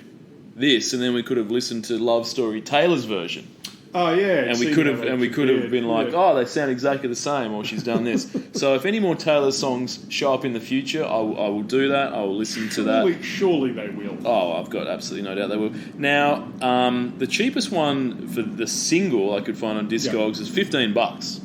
Wow. That's the cheapest one, and that doesn't have the sleeve. It's just the disc. So you're not going to get, if you want one with the disc. You want one that's disc and sleeve. You're going to have to pay a little bit more. It's still $15, but you're going to have to get that from Belgium. So This is actually making me a bit sad. You know, we're going to hit the point eventually where they're just not going to be on physical media, are Yeah. they? They're just going to be No. download only. there's a dude in Israel trying to sell one for $700. So Good luck There's with that. always some Good luck chance with that. he can't Yeah, do it. absolutely. Cool. Anything more to say about Taylor? No. Look, we'll talk about her in the future, I'd say. So coming up next for... So how many weeks was that one, did I say? That was 2 weeks for that Aye. one. Also for 2 weeks, 27th of April, Jai-Ho, Jai-Ho! You Are My Destiny, A.R. Rahman and the Pussycat Dolls featuring Nicole Scherzinger. So there's a lot to unpack there. What can you tell me about this? Jai-Ho, you ask? Who is the ho in the title? Is it too obvious to say that it's Nicole Scherzinger, not Probably. her real name? Which is a name that she bizarrely came up with? Yeah, that's a bit reductive. Jai-Ho is actually a Hindi expression that means let victory prevail, and is sometimes used after the name of a person or entity, such as Mother Earth, Jai-Ho, or Carlton Football Club, Yeah. Jai-Ho type of thing. The original song, the Indian lyrics song, is credited to Indian composer A.R. Rahman and the Pussycat Dolls. Yep. Hang on. Recorded for the That's the original. This version is credited to A.R. Rahman and the Pussycat Dolls, recorded for the re-release of the group's second studio album, Doll Domination, 2008. It's an English remake of the original Hindi song, Jai-Ho, which is taken from the soundtrack to the hit film Slumdog Millionaire. And the cover of the single kind of meshes them together so that it's like they're sort of covering their bases, you know. So you'll recognise it if you want the film song, and you'll recognise it if you're looking for the Pussycat Dolls one. The remake was conceived by record executives Jimmy Iovine again, and Ron Fair, who tasked the Dolls lead singer Nicole Scherzinger with creating a pop record that didn't deviate from the original melody. So that was the you can't change the melody, you do the lyrics, and she was like, that's fine, I don't know how to write music anyway. Iovine and Fair also asked a number of other writers to create interpretations of the song to possibly release in lieu of this, including Brick and Lace, The Writing Camp, and Esther Dean. So I can only imagine how dodgy those versions were. Absolutely. This was the winner. Look, this is the polar opposite of organic songwriting. Yes. People coming together with a shared love of music and the human creative process and wanting to create something new out of nothing. It actually made me appreciate Taylor Swift Exactly. slightly more to go. This is a billionaire record label owner saying, oh, that fucking Slumdog Millionaire film was popular and I think the song won the Grammy for the best song that year. I bet we could make some cash off an English language version if we did that. Yeah. Why don't we do it? Oh, and let's get that hot chick from the Pussycat Dolls to perform it. So it just seems like a cash grab to me. Do you know if Nicole also rewrote the theme song from Cum Dog Millionaire, which is a spiritual sequel, I believe. So I don't know. She probably did. I think that starred Jai-Ho as one of the actresses. Sorry, I shouldn't have said that. That was dodgy. No one even calls people hoes anymore. It's good by the wayside. It's all It's good. called Jai Thoth. That'd be different. Look, A.R. Rahman is a very prolific Indian composer who I'd never heard of, but he's done a shitload of film scores and soundtracks. He won 2 Oscars for Slumdog Millionaire, got 2 Oscar nominations for 127 Hours, and also has a Grammy, a BAFTA, and a Golden Globe. As far as I know, the Pussycat Dolls have not achieved that at Oh, this look, the stage. Pussycat Dolls are not in the biz for awards, Tom. It's people coming together with a shared love of music, the human creative process, and the want to create something out of nothing. And PVC, a lot of PVC, I think, as well. They do like that. Look, this is the first movie song we've had in a Yeah, long it time. is. It's the only one this year, but I don't even know if there was one last year, for instance. Yep. Which other movie songs did we miss out on this year, though, just because they didn't hit number 1? Well, look, the only one that I could find, Tom, I mentioned at the top of the podcast, was New Divide by Linkin Park from Transformers Revenge of the Fallen. Okay. Now, that definitely doesn't sound like a throwaway track that wasn't good enough for their albums. Not that I've actually heard any of them, but I imagine to get to be a band as big as Linkin Park, you need material better than the song from Transformers Revenge of the Fallen. But I do believe Michael Bay reached out and said, I need a song for the film, and they just penned this probably He truly is 24 hours. He truly is the Linkin Park of directors. Yeah, absolutely. He does one thing. I can't argue with it. He does one thing very successfully. It's just not something I'm particularly interested in. No, it's like, what? So what's going to happen? What we need some context for the song. What are you talking about? There's going to be a fucking explosion, and we need a hard rock song to go with that explosion. All right, we can do that. Or it's going to be fucking someone getting hosed down in a bikini. Or a car flying backwards over an expressway at Yeah. magic hour over a huge explosion. Yep. Exactly. So there Want you go. that? Here's your guy. Yep. So yeah, that's the one from this year that I picked, Tom. But no others. Sorry. See, no, really, they didn't stick out. It's just the way it is these days. In case you're wondering, how come the Pussycat Dolls, which include Nicole Scherzinger as a member, are now listed as the Pussycat Dolls featuring Nicole Scherzinger? Well, the Pussycat Dolls had the same fucking question, and sadly it led to them breaking up and Nicole Scherzinger going solo with all of those other hits of hers that we love so much. How insecure do you have to be that you demand the song is credited to the Pussycat Dolls featuring Nicole Scherzinger Not even- when you are already in the Pussycat Dolls? And the leader of the Pussycat Exactly. Dolls. As previously stated, the Pussycat Dolls are essentially just a rotating, revolving Menudo-style melange of just anyone she can hire that's the right Yep. age, If height, you- looks if good you in say a to bra someone- as outerwear. Yeah, if you she is already the Pussycat If you Dolls. say to someone the Pussycat Dolls, the first person they think of it, they don't even know the names of anyone No. else. They just go, "Oh, Nicole Because she's the Scherzinger," and only those other permanent fucking member, ones. basically. She's So- the lead singer. She's in the centre always. She's always the focus of every video. Yep. She runs the whole show. She other gets people all are the just up money the back, from it. basically. Yeah, but that's not good enough for her. So obviously she needs people to know that she's involved in this to the point of having her name in the title, despite the fact that she's in the musical group that it's also credited Yes. to. You know, other people don't do that. You don't see a song credited as U2 featuring Edging and the Boner. You don't see that, do you? No, you do not. You don't see that. No. U2 and the Boner. You don't And see Bono that. is not a guy who's shy of vegan. Exactly. either. But even the Bono is like, yeah, people know that I'm the lead singer of U2. Yeah. I don't need to put. I don't need to put in their U2 Yeah. brackets featuring Boner. It's just like, we fucking know you're in there. Yeah. So, fuck knows why they did it and why the other people just went, can we just not do that? It's just Yeah. fucking stupid. So, anyway, look. In some ways, I feel like from a musical credibility angle, although I guess she's not really interested in that. She wants fame, not musical Oh, credibility. clearly, yeah. If you're asked, I reckon from a musical credibility angle, being the lead singer in a band that's not named after you actually carries more weight than Yeah. just being a solo artist named after yourself. But yeah, whereas I guess that demonstrates always- that she's not into. She really just wants her name to be on the front of the. Like, CD. I'm not a big fan of, for example, so the Stooges, yeah? Yeah. When all of a sudden they said, oh, it's now Iggy and the Stooges, it's kind of like, Yeah, I don't know, man. Do we really need that? that's right. So, and not that I have respect for Iggy Pop. I'm not calling him out particularly. It's just one that I thought of at the top of my head. But yeah, it just sort of seems weird when it's like we've got the band and now we're just gonna, Yeah. And Nick Cave has done it as well. I mean, it's just like, oh, it has to be Nick Cave and the Bad Seeds. It's just like, well, couldn't it have just been what you used to be called? You know what I mean? Like, Yeah. but it's sort of. So I always find that a little bit weird when it's kind of like, oh, I got to be fucking front and center. So. I mean, I feel slightly unfair about being so mean to Nicole Scherzinger. It's just that, as discussed, all of her interviews I've seen and all of her the actions that she chooses to take do seem to indicate that she's just a bit of a nightmare She to be around. sounds So, fucked. yeah.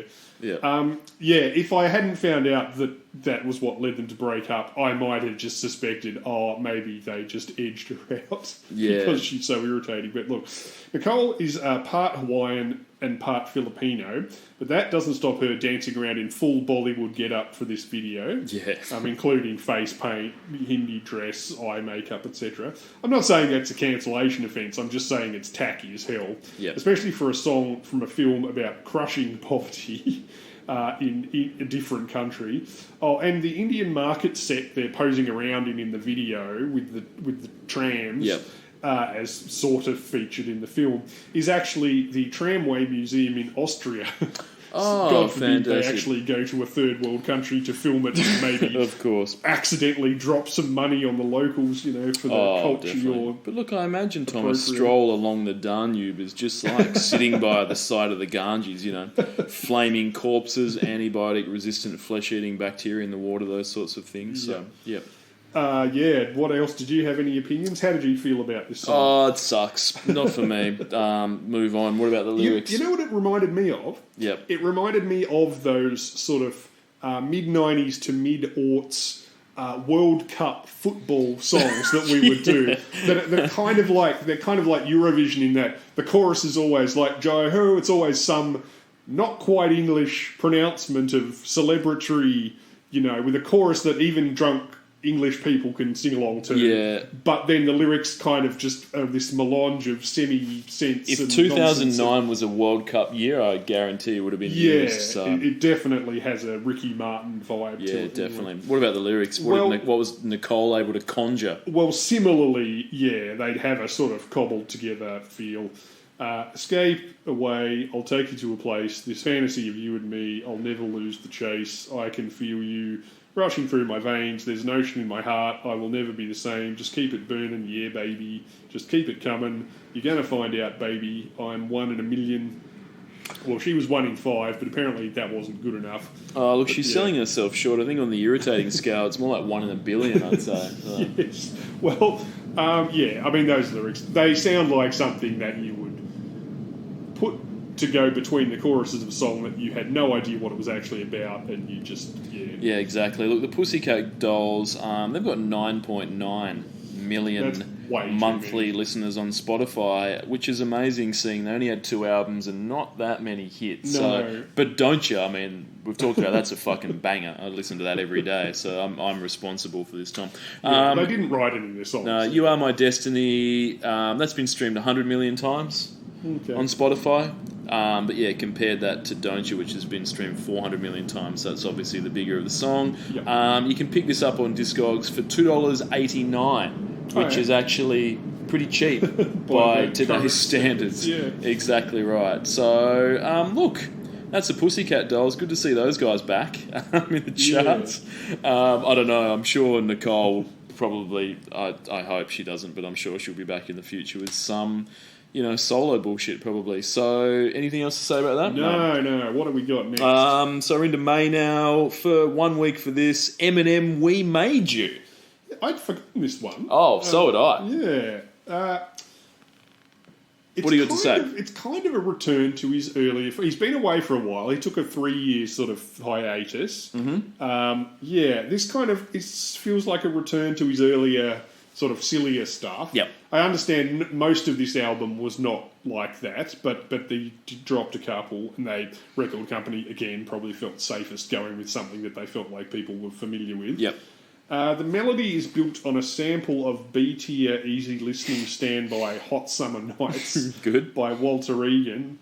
Maybe that might be C-tier, even supermarket rock type. It's definitely not B tier. I think it's lower than that. But yeah. It's less than you might think from the odd structure of the song, though. It's not this isn't a cove. It's not a Flow Rider situation. The female vocal half of the song, I thought that must have been the older part. Yep. But it's not. That's new, mostly. It just sounds kind of awkwardly fitted to... The song sort of switches back between a sort of... It's kind of one of those increasingly less common hip-hop songs that still has a verse-chorus-verse structure, Yep. with a bridge and stuff. And the chorus structure is the female vocals, which is sort of melodic, and then it switches to his kind of... Look who's back, Shady's back, kind of fast rapping, and then when that ends, it's just back to this other song and stuff. And then somewhere buried under that is Hot Summer Nights by Walter. Yeah, I mean, Jesus. Did you notice that in the vocal delivery he was rastering this up a few notches? Do you notice that when he I was sort of didn't. doing the rapping? It sort Okay. it sounded like it was. I'm not sure whether he was paying homage to Snow or Ice MC, Or who perhaps Rastified by Giovanotti, yes, so, Italy's finest hip hop artist. yeah. So I'm not sure what was going on there, but it sounds like he was giving a bit of that Rasta twinge. So I think probably maybe he had been listening to a bit of Ice MC and thought I'm going to do that. So yeah. Yeah. Well, speaking of going back to Yep. 2002, what can you tell us about the video? Were you happy to see him back in the charts doing what he does best, e.g. shitting on a large number of celebrities? Look, this is, I'd say it's probably about his third time at least of doing the wacky shitting on Yes. celebrities song and video, and dare I say, diminishing returns on this one, Tom. The fans loved it; they were able to get it to number one, but this isn't anywhere near the quality of his, Guess Who's Back, Emmett, Yeah, what's the Slim one with Shady, and Dr. Dre. Dr. Where Dre's in Batman this and shit Robin- too. yeah, Yeah, that this is a was- fucking Star Trek theme in this one. If you've noticed in the I music thought video. you would have liked it because it starts off with Rock of Love. Oh yeah. Sorry, no. The song's not great compared to his other shitty celebrities ones. No. The video is very much playing on those other ones, but I did enjoy it because yes, there is he is dressed up as Bret Michaels from Rock of Love in that. So I did I like the video. But you can. My advice is turn the volume down low. Put on a song that you want to listen to, and then just watch the song itself. But yeah, sorry, I don't know whether you're going to do the cart. There's a cart. Can I just read out the people that are in this? Is that okay? That's why I wanted to hear what you had. And because you've also mentioned, you were going to mention some of the references, so you knew it was 2009ish. But I've sort of put them together. Yeah, That's please. cool. So, Guitar Hero. It starts off Rock of Love, then he's doing the whole thing on a Guitar Hero type thing. Fretboard. Yep. Sarah Palin gets a mention. Played by a porn star Oh. who released a number of Sarah Palin-based porn videos during that brief. This was the brief period where people thought she was just a wacky outsider. Yeah. Good.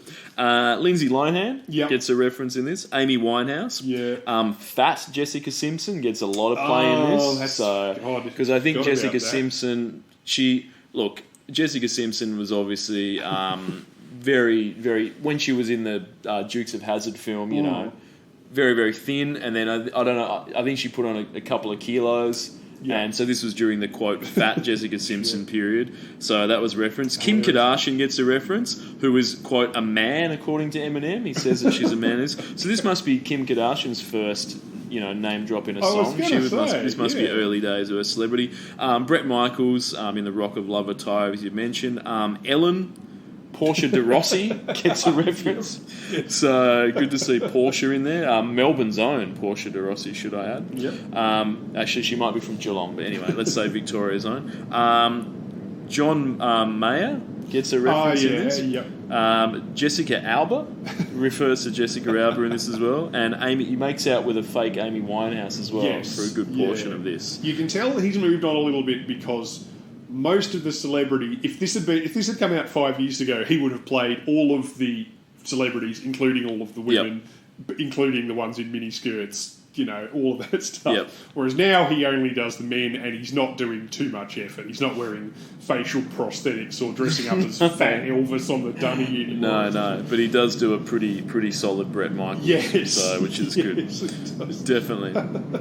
As discussed, I think his best impersonation of all, according to his real-life stepbrother, is of his own mother as a trashy Jerry Springer guest, because his stepbrother said, "That's uncanny, you have no idea how realistic that impersonation is. He looks exactly like her." And didn't you also mention in that video, it's funny because Eminem's brother is playing Eminem? Yeah, no, that's what Eminem's brother was saying about Eminem as their mum, mum. yeah. Saying, But I mean, in the video... Yes, you're right, yeah. He He's playing Eminem, so he looks quite a lot I thought like it was him. creative camera work of Eminem Yeah. playing me himself too. and then playing the mum, but it turns out they cut the budget on the CGI and just went, get your bro in there. So And it's if you're good. wondering what Eminem's brother looks like, he looks a lot like what would have happened if Eminem had just stayed in 8 Mile and kept doing what he'd been doing, working at that auto manufacturing. True. Very, very true. Yeah. Is this the best song of the year, do you reckon? Oh, no. But it's not definitely not. I think it's the best song to feature Rock of Oh, Love. absolutely. That goes without saying. Definitely. Lyrics? Yep. Do you have anything else? No, don't. Hit me with the lyrics. Lyrical spotlight. Can he come back as nasty as he can? Yes, he can. Don't ask me this again.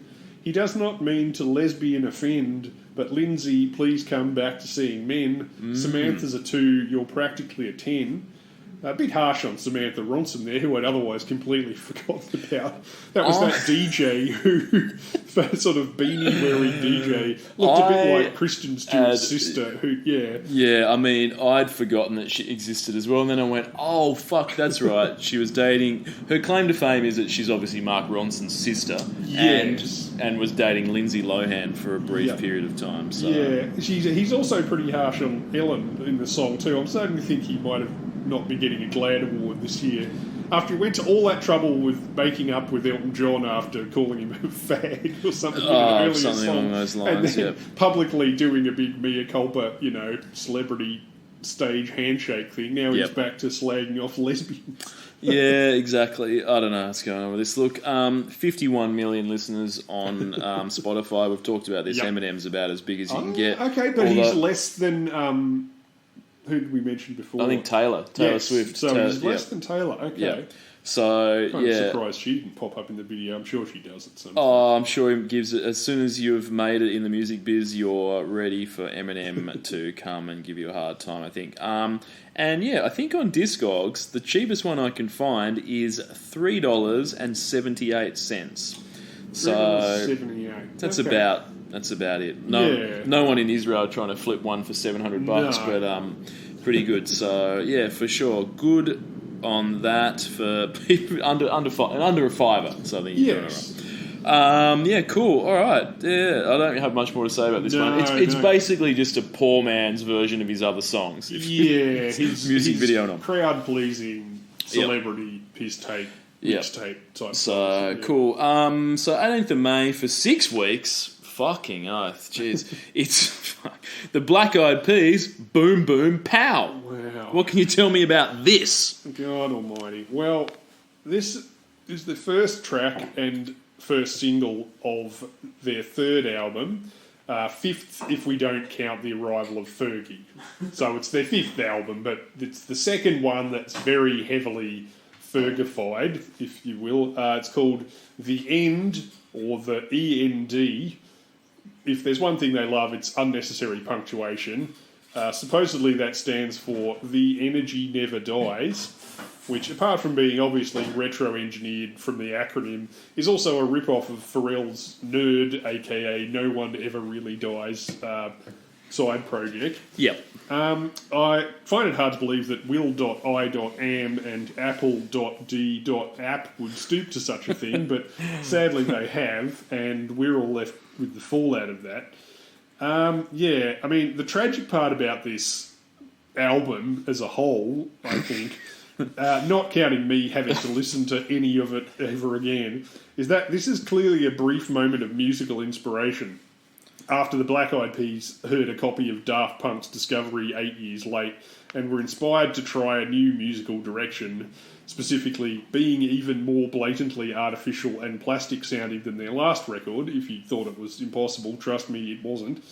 As I'm sure you've noticed, it paid off big time. I mean, it did in slot machine terms. Yeah. They even used a sample of Harder, Better, Faster, Stronger in this song, a realisation that gave me a similar reaction to that time Chris Rock made a joke about my wife's alopecia at the Oscars. Yeah, exactly. The lines of keeping something out of your fucking mouth. Yeah. Look, what's worse than the actual music? Actually, sorry, I take that back. When it comes to the Black Eyed Peas, nothing's worse than the actual music. But a very close second is the pretentiousness, or at least the lack of self-awareness of the members of the Black Eyed Peas in interviews. Recurring theme of their existence. They are so fucking annoying. will.i.am told Rolling Stone regarding this song, quote, "It has one note. It says boom 168 times. It sure fucking does. The structure has 3 beats in one song. It's not lyrics, it's auto patterns, structure, architecture." A lot of people say, Black Eyed Peas shit is simple, and I'll be like, no fool, it's the most complex shit you could fathom, and that's the reason it works everywhere around the planet. Now, I don't claim to know what the most complex shit on the planet is, but this, it is not. Have you ever heard any of that tech, like death metal bands that play 300 notes a minute? That it's basic. It's not, a lot of those songs are not really music either. It's just someone trying to shred as hard as they can on the guitar. But that's pretty complicated in terms Yes. of your ability to write that and record that. And I assume there's a lot of music that involves very weird time signatures, very fast playing, a lot of complicated things that happens. This, Will I Am saying, this is the most complicated shit that you could fathom, just sounds insane to me. Yes, So, that's what I mean about the dance music thing. Like, I'm not just being facetious with the Daft Punk thing. I genuinely feel like they've gone on tour, they've been playing like more to a dance music crowd after their last couple of albums have been heading more in that direction. And what they've started to take some ecstasy and appreciate dance music more and realise that you can make music that doesn't have to be lyrically complicated to get people moving on the dance floor and to get lots of money in your bank account. Yep. You can make something that seems deceptively simple but is actually complex. And some dance music is deceptively complex. And absolutely. lyrics are not the point of dance music, really. The problem is, to do that, you have to be good at making dance music. You have to understand this stuff. And this just seems like they went, oh, this is a piece of piss. When I get home, I'm going to fuck around on the computer and make what I reckon sounds like Daft Punk. You know, it's just a lot of beeping, isn't it? Beep, beep, beep, and then you repeat the same thing. he's pulled out the How hard Amiga can that be? 500 and he's just And once gone to again, town. Australian public have sprinted to the bank, leaving, Bugs Bunny style smoke trails behind them in order to throw money into their account as a reward for that. Now, the music video, Tom, did you watch that? That's fucking awful as well. Unfortunately, I did. Fergie explained to MTV, the concept of the video is the pea's birth into the digital afterlife. The transformation is us going into a sort of birth or cocoon and coming out the other end as forms of energy. It's a parallel to the music industry. Now everything is downloaded. Now, I don't know what the fuck she's talking about there, but Will I Am added that the promo was inspired by the digitalisation of the world today. He said he hoped the video portrays, quote, what it would be like if we were actually in the computer, if art was fused in it. Analog life from a digital perspective becoming technology. Now, I don't know what any of these people are saying about anything. It's like they just found I out assume they're about on computers drugs. 30 years late. They watched The Matrix 10 years late, and now they've gone, heard about dance music a quarter of a century late, and now they've gone,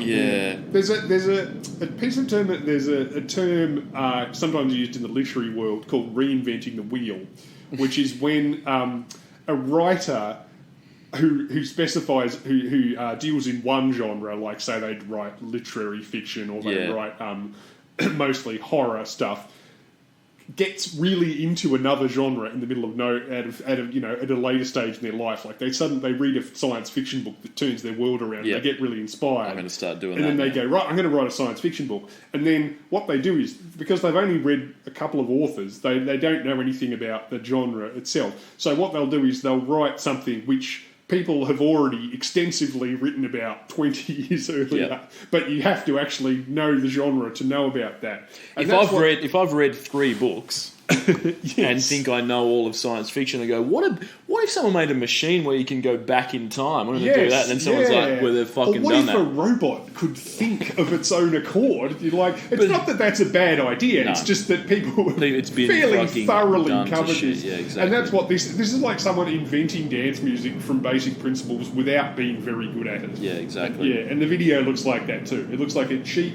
1990s era, fucking like a GABA video, except they've got slightly more, but not that much more budget, because it doesn't even look very good. There's there's a HP Touch that's like the product placement through about 90% of the video as well. So they truly are the Hewlett Packard of music. Yeah, indeed. Can you? What about the lyrics? Hit me up with what Will I Am was able to construct. Well, at least he put some effort into the lyrics. Yeah, that's true. Gotta get that, gotta get that, gotta get that, gotta get that, boom, boom, boom, gotta get that, boom, boom, boom, gotta get that, boom, boom, boom, gotta get that, boom, boom, boom, gotta get that, boom, boom, boom, that boom, boom, boom, that boom, boom, boom, boom, boom, boom. Yep.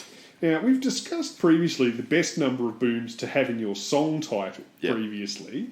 What was the conclusion that we came to? Well, I think we came to the conclusion that 3 is the optimum number as used by the Out There Brothers in their hit Boom Boom Boom, Let Me Hear You Say Wayo, Wayo. Yes. The Venga Boys Boom Boom Boom Boom we One deemed too to be many. one too many. Yes. But we also said 2 can work as used by Paul Lukakis's Boom Boom, Let's Go Back to My Room. Yes, that's right. But here the Black Eyed Peas have gone Boom Boom Pow.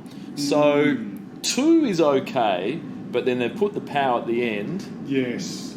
and then So they've gone and shot used. themselves in the foot. They've shot themselves in the foot, and then they've gone ahead and used boom in the song itself 168 times, which is, Yes. dare I say, a fraction too many. So, yeah. Yes, exactly.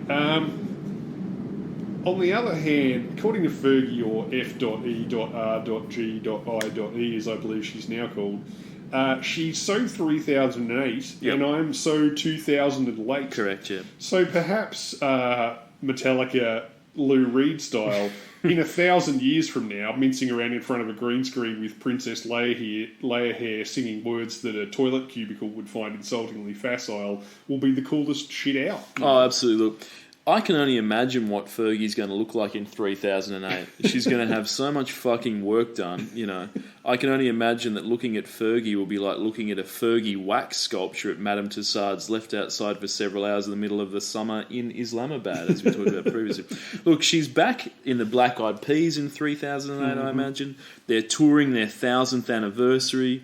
Every single part of every member of the Black Eyed Peas has been replaced. They've got cyborg arms. They're onto their 10th replacement pig's heart, 3D printed dicks for the 3 members. It's sort of like a ship of Theseus scenario. Will they still be the Black Eyed Peas if every piece of them has been replaced? Yes. But fortunately, I won't be around to see it, Tom. Yes, yeah, that's true. I will have committed suicide long before I have to see that.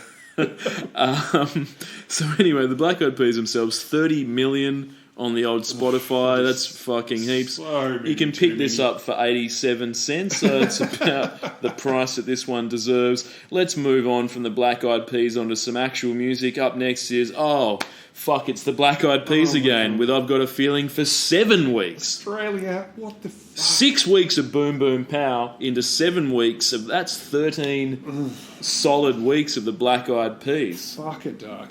Now, is this better or worse than Boom Boom Pow, Tom?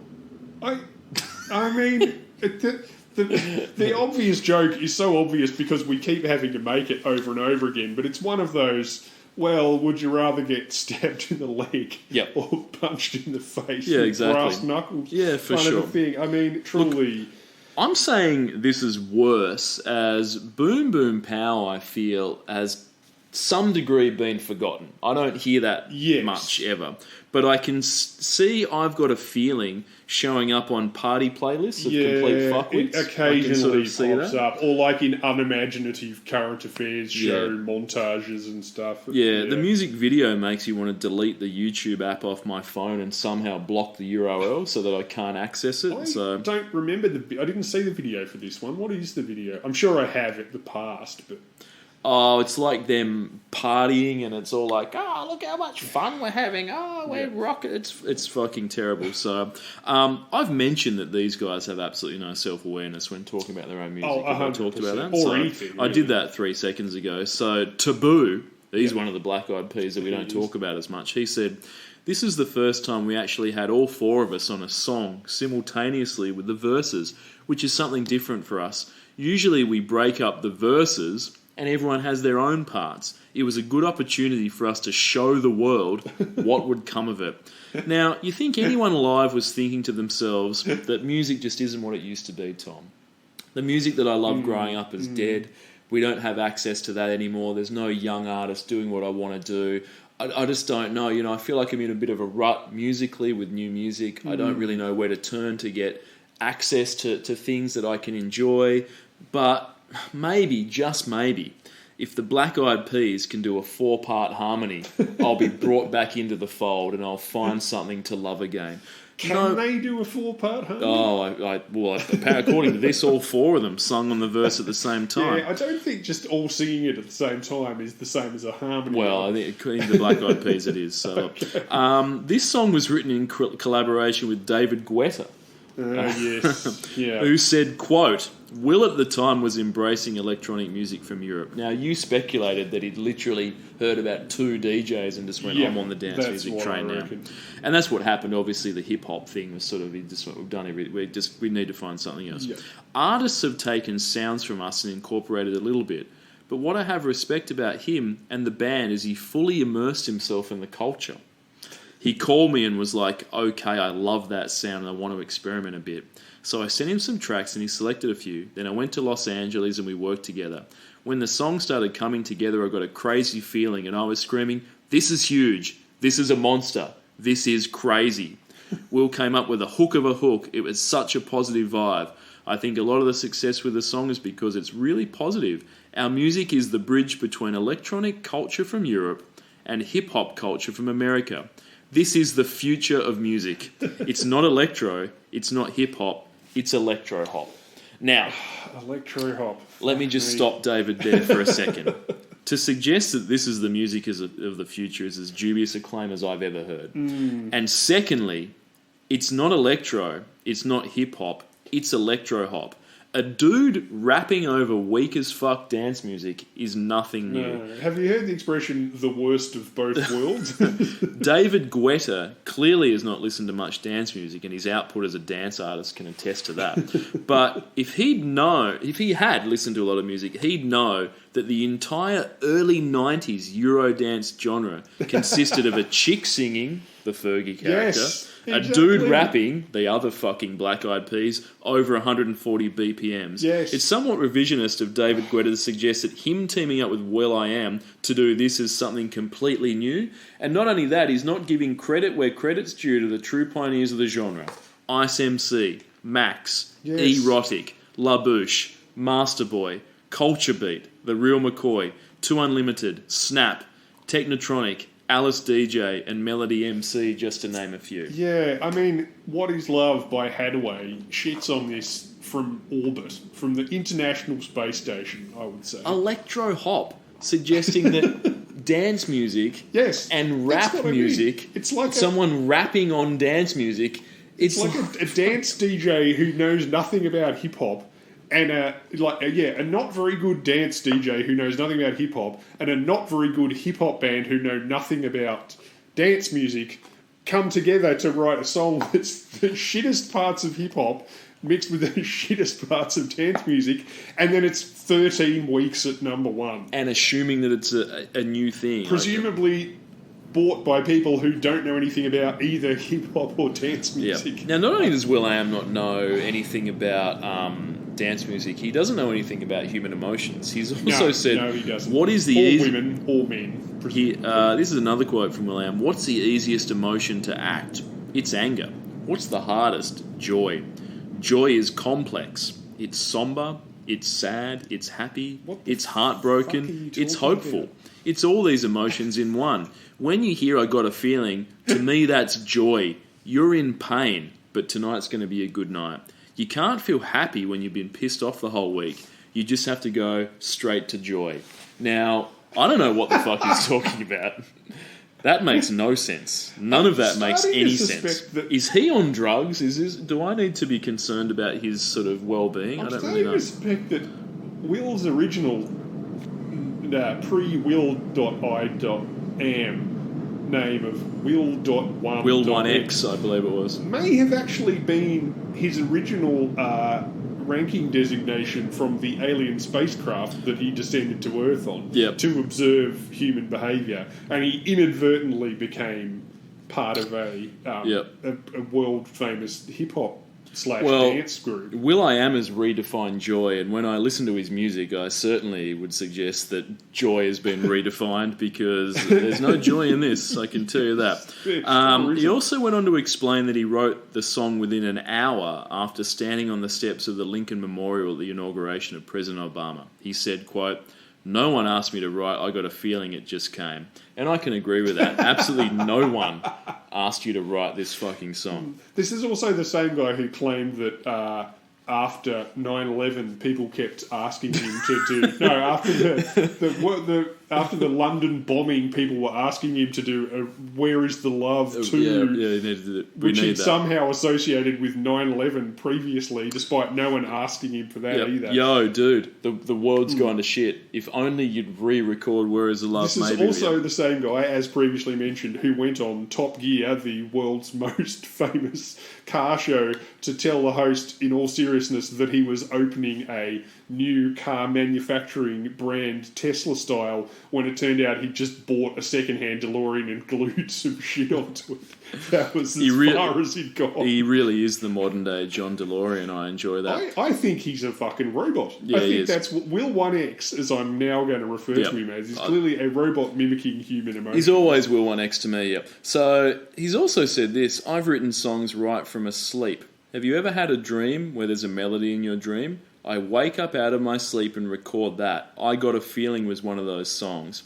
That sounds like a pure nightmare to me. Just sort of an endless dream with I Got a Feeling in your head forever. And then you've got sleep paralysis. You wake up and you can't move and it's just that song playing forever. Also, considering that his last song, he was literally bragging about the fact that it has one note and 3 beats. It sounds like maybe he'd just been sleeping next to a malfunctioning, oscillating fan on a hot night and dreamed that was music somehow. It's pretty the wild. Australian public proved him right. Imagine in the same sentence saying this song has one note and saying it's the most complex shit you can imagine in the same sentence. The guy's insane. Again, it sounds like they took Pingers and David Guetta tried to explain to him what dance music was at 3 a.m. and he grasped the idea that it has one note, but it's also complicated. Dude sounds like he's on drugs all the time, so hopefully he is. And if I can get behind a lot of these quotes if he is, but apart from that, if he's not on drugs, I can't really sort of get behind any of this. What about the lyrics? For this to be number one for 7 weeks, this must have some spot-on lyrics. I know that we'll have a ball if we get down and go out and just lose it all.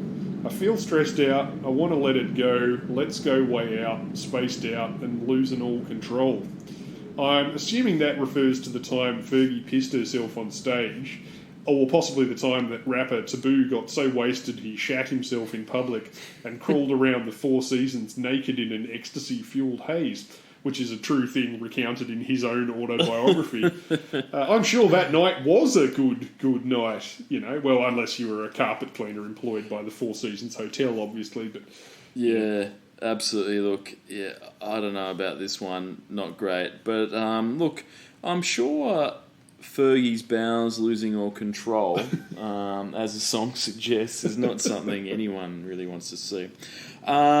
Look, should we move on from this Black Eyed Peas, David Guetta fest? You got anything else to say? No, that's... All right, let's move on. Oh, I don't want to hear about these guys again. Oh, for fuck's sake.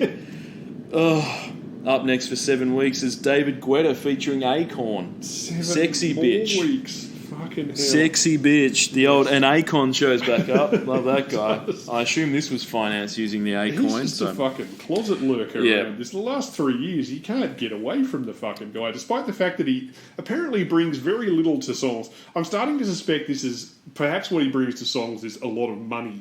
Because he seems to be constantly discovering people and featuring on things without actually audibly contributing anything or bringing really any talent to the party whatsoever. Absolutely. Look, it's good to see the spiritual successor of cheesy bullshit early 90s Eurodance. I'm talking your N-Trance, your DJ Otzi. This sort of David Guetta, I guess, follows on that line. This is no too unlimited. His first appearance on the podcast in his own right, you know, he did contribute to that last piece of garbage Black Eyed Peas song. But look, credit where credit's due. His second album was called Guetta Blaster, which is fucking great.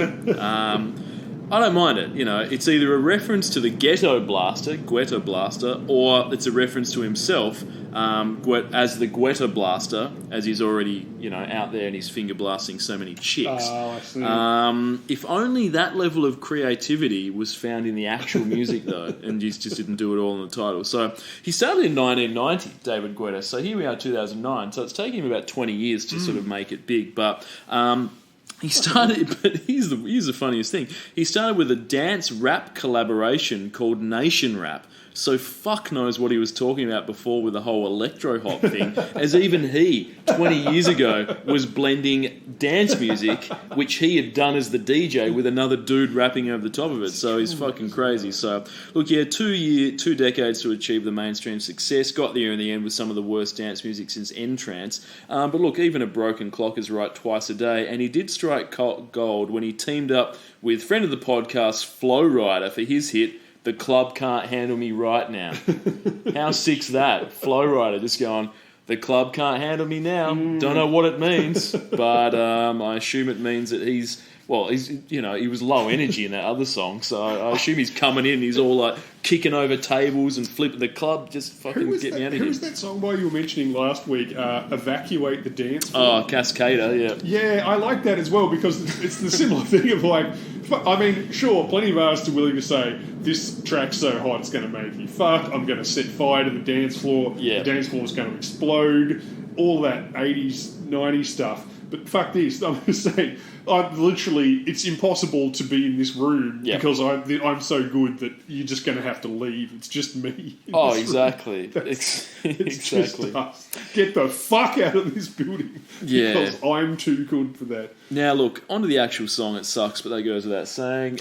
This is tepid even by dance music standards. I'm not 100% sure how this really took off, but dance music, I guess, was going through a second wave of Eurobeats, sort of getting popular enough to be into the charts territory. I think, reading between the lines, what was happening is that, as I keep... Was ecstasy becoming cheaper? Was that what's going on? Well, I think ecstasy goes through... Dance music seems to go through sort of 5 to 10 year loops as a new generation hits 21 and starts taking pingers and going out nightclubbing. So EDM keeps fading off and coming back. But I think what was happening here was that the American mainstream, which is now heading into the hip-hop territory, became more aware of the sort of 90s, early aughts European EDM stuff, the next generation of techno, and then it created a sort of third generation of this kind of fusion stuff, you know. Absolutely. This is when I first started hearing Yanks call ecstasy Molly.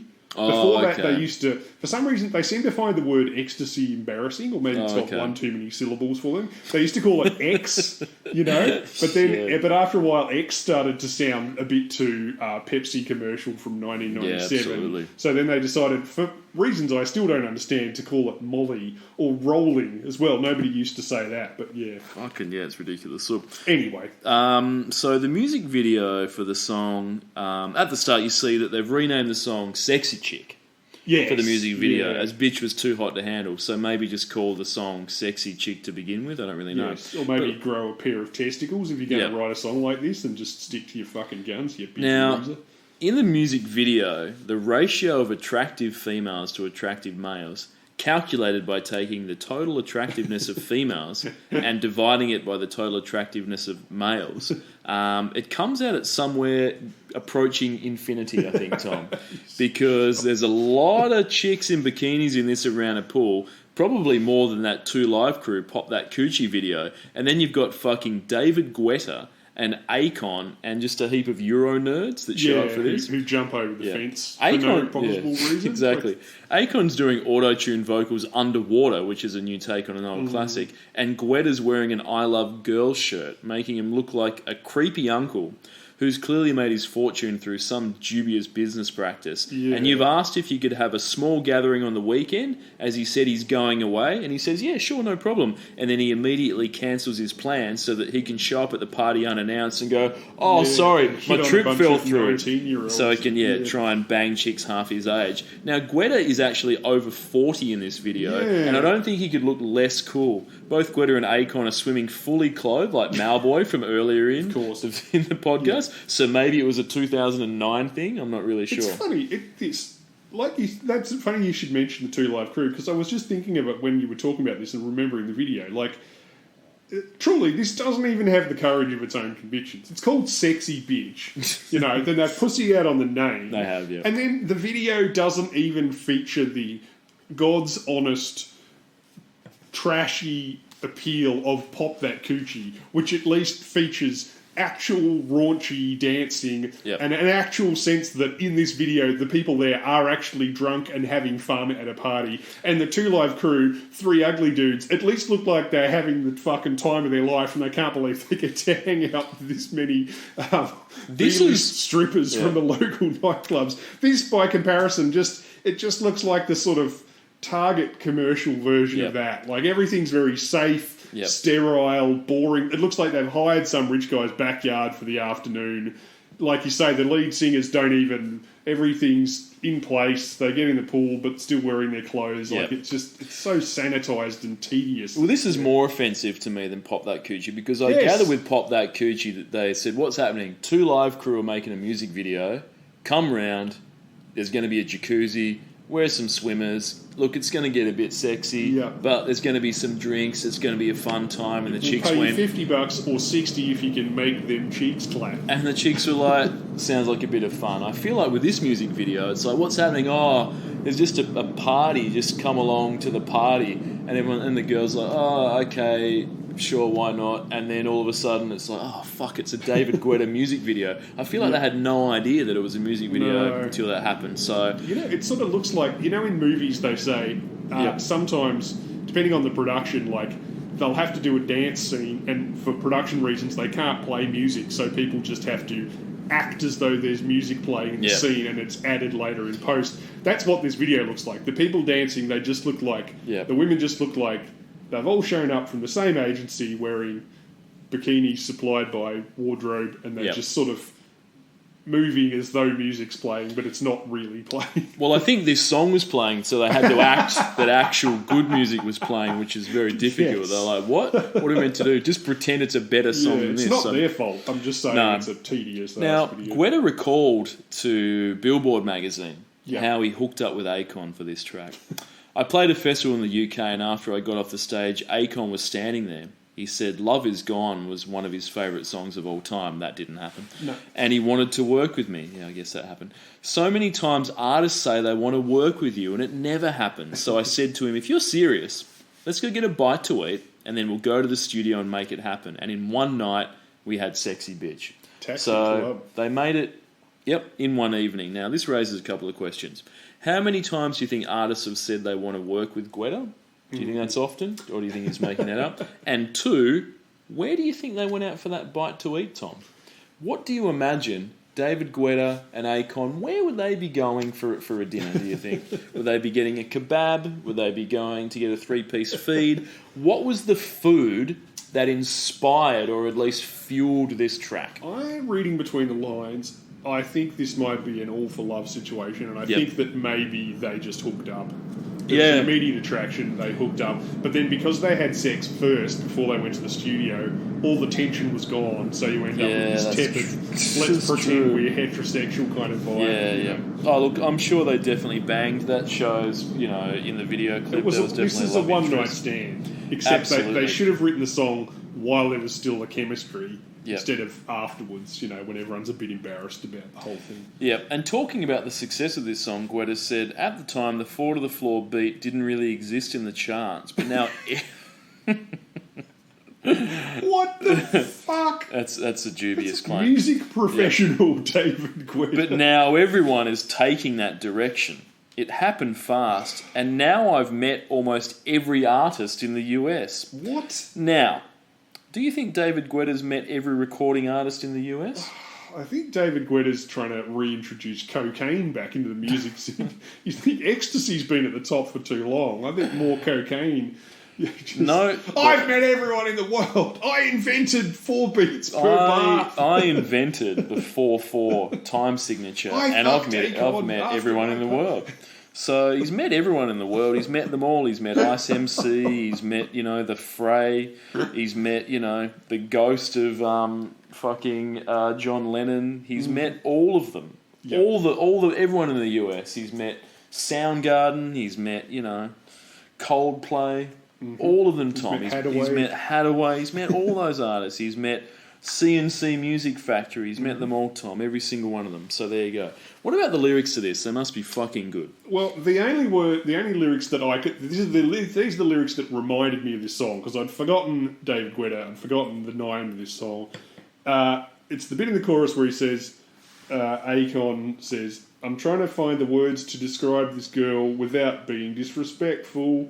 Yep. He sings before insisting that this unnamed woman can't be compared to the neighbourhood hoe, and repeating, damn you's a sexy bitch in the chorus exactly 19 times. This suggests that in addition to being a shit singer, shit lyricist, Bitcoin bro, trust fund wanker, blood diamond profiteer, auto-tune filleter, liar and misogynistic bigamist, Akon is also extremely unimaginative because any Two Live Crew B-side can think of more interesting ways to objectify women than that. You didn't even mention her cans. He didn't mention the cans. It's no good. Do you think David Guetta was ever one of Akon's 5 wives? Do you think they got to that sort of period in the relationship? Reading between the lines, perhaps this is where his discoveries come from. Perhaps Akon's I discovered his code for I hooked up with at a music festival and realised they have studio time that I can be a part of. 7 weeks seems like a lot. That's almost 2 calendar months, Tom. I can't believe that people were feeling it for that long. The latter half of 2009 is not going to good places. David Guetta's got 54 million listeners on Holy fucking the thing. That's a lot of people on the ye old Spotify. That's crazy to me. But look, people love it. You can buy this for $1.52.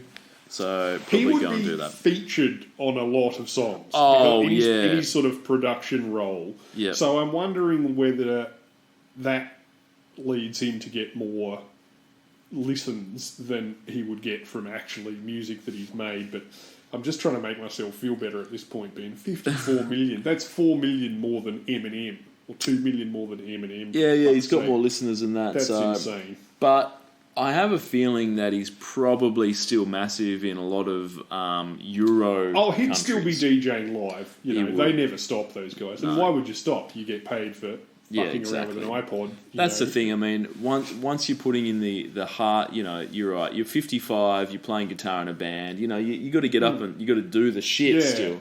Whereas you're right. If you're David Guetta, you just push, shuffle on the old iPod and off you go. Even when he started in the 90s, you still had to be able to beat mix. You had to have vinyl. You had to have your own record collection, lug that around everywhere and mix music on the fly, on the go. Whereas now that don't have to do that. No, exactly. All right, so, we'll move on from that. What do we got now? Something better than that, Tom? Better's yes. Yes, we do. Better is really quite a subjective term, though, isn't it? At this stage in the year, Jesus, how... Guy Sebastian, I like it like that. Yes, yeah. What can you tell me about this one, Tom? Well, the production on this is more interesting than his usual stuff. What it sounds like to me is that producers David Harris and Fredro are struggling with A, what genre of music Guy actually makes, and B, which style of production suits Guy's delivery the best. His sort of earnest, positive sounding, decent voice. The result, I reckon, unlike any other song of his that we've covered anyway, sounds like they've figured out that there's something inherently unfashionably sort of cheerful about Guy's whole shtick. Yep. And that any attempt to fight that is doomed to failure. Any attempt to make him sound moody and edgy or sexy and cool is just going to flop because he's just not that guy. No. So what did they come up with instead? Because cheerfulness has never been particularly popular in pop music. It comes and it goes, but it's never at the top of the list. So what did they come up with instead? They came up with the theme song for Austin Powers 4, Dick Jokes Are Forever. Like, it's got 50s guitar, it's got electro flutes, it's got plinky piano, and God help me, but I didn't hate this, I have to admit. The bar for Guy may be one matchstick balanced across 2 matchboxes in a parking basement, but I'd say this is my favourite Guy Sebastian song, I reckon. Certainly of the ones we've covered. You could totally go-go dance to this behind a lava lamp in a miniskirt, and I can say that with confidence because, that's how I spend my Friday nights. Yeah, what do you reckon, Ben? Is this your favourite song called Like It Like That? I suspect that it's not. No. You can do your top 10 if you like, because if I type Like It Like That into YouTube, I get a dozen different songs, without exaggeration. And your personal favourite, Kylie, I believe, isn't even in page 5. Yeah, it's a hard one. I know. There's so many songs with that title. I remember Regurgitator had a song called "I Like It Like That," which was cool. They did. There's a Jerry Lee Lewis one. There's good. Salt and Pepper, which was used as a sample in another song we did called "Like It Like That." Oh yeah. Who was that? That's how we got started talking about Kylie previously. Insane Clown Posse. Oh, good. Like It Like That. So it's clearly a title that crosses all the bands. Oh, it does. Yeah, for sure. Yeah. Agreed. I think my personal favourite, putting Kylie aside because that's an absolute classic. Yep. My personal favourite is by a drag queen called Detox I Cunt. Oh, good. Or possibly Detox I Cunt. I'm not Detox sure. I Cunt. Usually drag queen names are a pun, but yeah. I like to imagine she's also auditioning for Anal Cunt since their singer died from sliding down a handrail in a food court, as you told me last week. Or was their guitarist? Yes. It's I'd like to. I mean, fucking I'd go. stupid. Would you go and see Anal Cunt featuring Detox I Cunt doing "I Like It Like That"? Well, two of the band members are dead. I don't know what sort Well, of that's where the scab drag queen lineup they'll comes try and cobble together. But I don't think I would. No. How So, did the other band member die? I think of a drug overdose. Oh, I think. thought you were going to say he was trying to impress some 12-year-olds on a pogo stick or Yeah, I something. think so.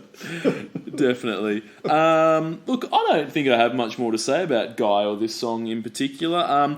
Do you think that How Guy... did you feel about it? Did you? Well, I wasn't sure whether Guy heard they were rebooting the Commitments, so we sort of thought, if I get this out there, people will know that I can do a bit of that old it's school definitely shit. got a retro sound. Yeah. Yeah, definitely. Instead of Dublin, it's in Devonport. And Guy, when I'll throw my hat into the ring, just letting people know I can do the old time rock and roll as well. Look, no, I didn't hate this. I mean, look, I don't love when artists say, let's just do the 50s, but Yeah. it's better than a lot of his other songs. I'll give him that. But then we talked about Bruno Mars before. When he wrote, obviously, co-wrote that track that he was involved with, and Round, co-wrote. I mean, half of it's Dead or Alive sample, but that's a dude that just says, "I'm going to do a track that sounds like it's 1986," and then he'll just do that. And Yeah. I'm going to do a song that sounds like 1952. I'm going to do a song that sounds like 1743, Yeah. and that's just sort of he's made a whole career out of that. So look, I guess I can't be too mad about Guy just saying, look, let's just do something that sounds a bit old. Why not? It might have worked for me because it genuinely did remind me a bit of the song Soul Bossa Nova by Quincy Jones, the legendary Quincy Jones, which is known as now the Austin Powers theme song. It's got a touch of that, and that did actually. I'd rather that retro 60s sound than the retro 50s sound, which is what the entire 80s fucking sounded like. Yeah, I exactly. never need to hear any fucking Happy Days shit anymore for the rest of my that life. sucked. Yeah, exactly right. Yeah. Yeah, when you're going to mine the past, you got to choose the right past to mine. So, and Yeah. obviously, Yes. yeah. But it's sort of funny, like when I watch Rage with my kids these days, and I'll hear a band, and it's 2022, and they're clearly mining sort of like a very early 90s grunge, or occasionally the British shoegaze sound. Yeah. They'll pull that out, and it's just like going, you guys are 15 and this is 30 years old.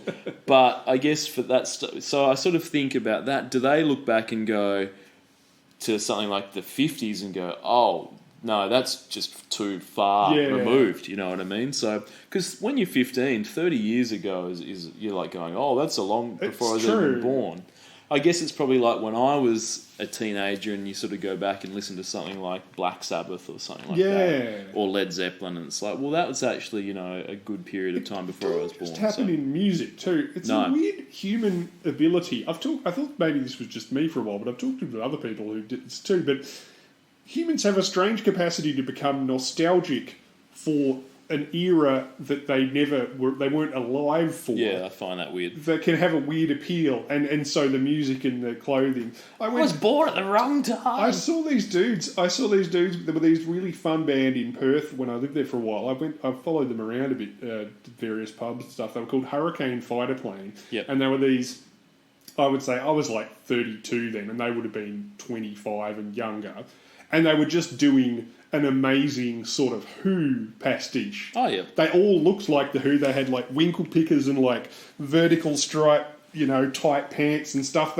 Guitars even had like the guitars had like the old the telephone chords and stuff. Like they had the whole look of it was right. And they were doing originals, but they had that sort of. It's just like that. I mean, the Who. That's 20 years before any of those guys were born, longer even, and yet it just sometimes things just click with people. Look, if the modern era, I think I find nostalgia before you were born weird, but I do agree with sourcing your references from those times, because artistic influences. absolutely, for sure. if you listen to if the modern era is not working for you, I guarantee you just go back into the past and you'll find something That's that you true. like. So It's certainly I don't never like been- this. When people complain about modern music, I never understand that, because it's sort of like, oh, this new pop music. It's sort of like, well, look, you do one of two things. You go back and listen to the shit you used to listen to, or you try and find new artists that are sort of doing a sort of 80s-ish type thing, whatever the case may be, or you just go way back to... If your favourite band is Thing, I guarantee you've missed out on a lot of bands. Or there's an entire genre that you've never really listened to. Exactly. Just do because that. you heard 3 country and western songs and went, I hate country and western. Yep. Try listening to some of the good stuff. Exactly. Because, as the guy famously said, 90% of everything is crap. It's terrible, So, So what about the lyrics? What did Guy conjure up on this? Is he hanging on to every word you speak? Does he rub your back and play with your hair until you fall asleep? I'm thinking that might actually be a good thing, because you sound pretty creepy there, bro. Well, I'm not sure if playing with someone's hair is the best way to help them fall asleep either. I mean, are you a cat? And in my experience, the only people who hang on to every word you speak are real estate agents trying to get you to drop an extra $100,000 on an outdoor toilet with excellent rental opportunities. Yep. People hanging on every word are certainly trying to sell you something. Look, stroking someone's hair for hours on end is a fucking red flag. If you're on a first date with Guy Sebastian, he's just stroking your hair for 3 hours, then pretend to fall asleep. Then when he falls asleep, just get out of that house and don't come go back. under the covers and dial 000. Exactly. Yeah. So Guy Sebastian's got 1.8 monthly listeners on the Spotify. It probably makes sense, I guess. You can pick the copy of this up for $5, a cool $5. Wow. So that's what it's going to cost. That seems to be the going rate these days for these CD singles, physical That's basically media. what they would have cost at the time. Yeah, exactly right. So with inflation, you've made a net loss at the end of the day, but it's okay. Not if you've got that 12-inch of Flow Rider that's selling for $70. So if you bought 10 of those back in the day, sell them now. You'll probably be able to get a free lunch out of it or something. That's pretty good. So look, do you have anything else to say about this? No, I don't. All right, so that's enough for Guy. We've talked. Guy, I'm sure he'll show up again.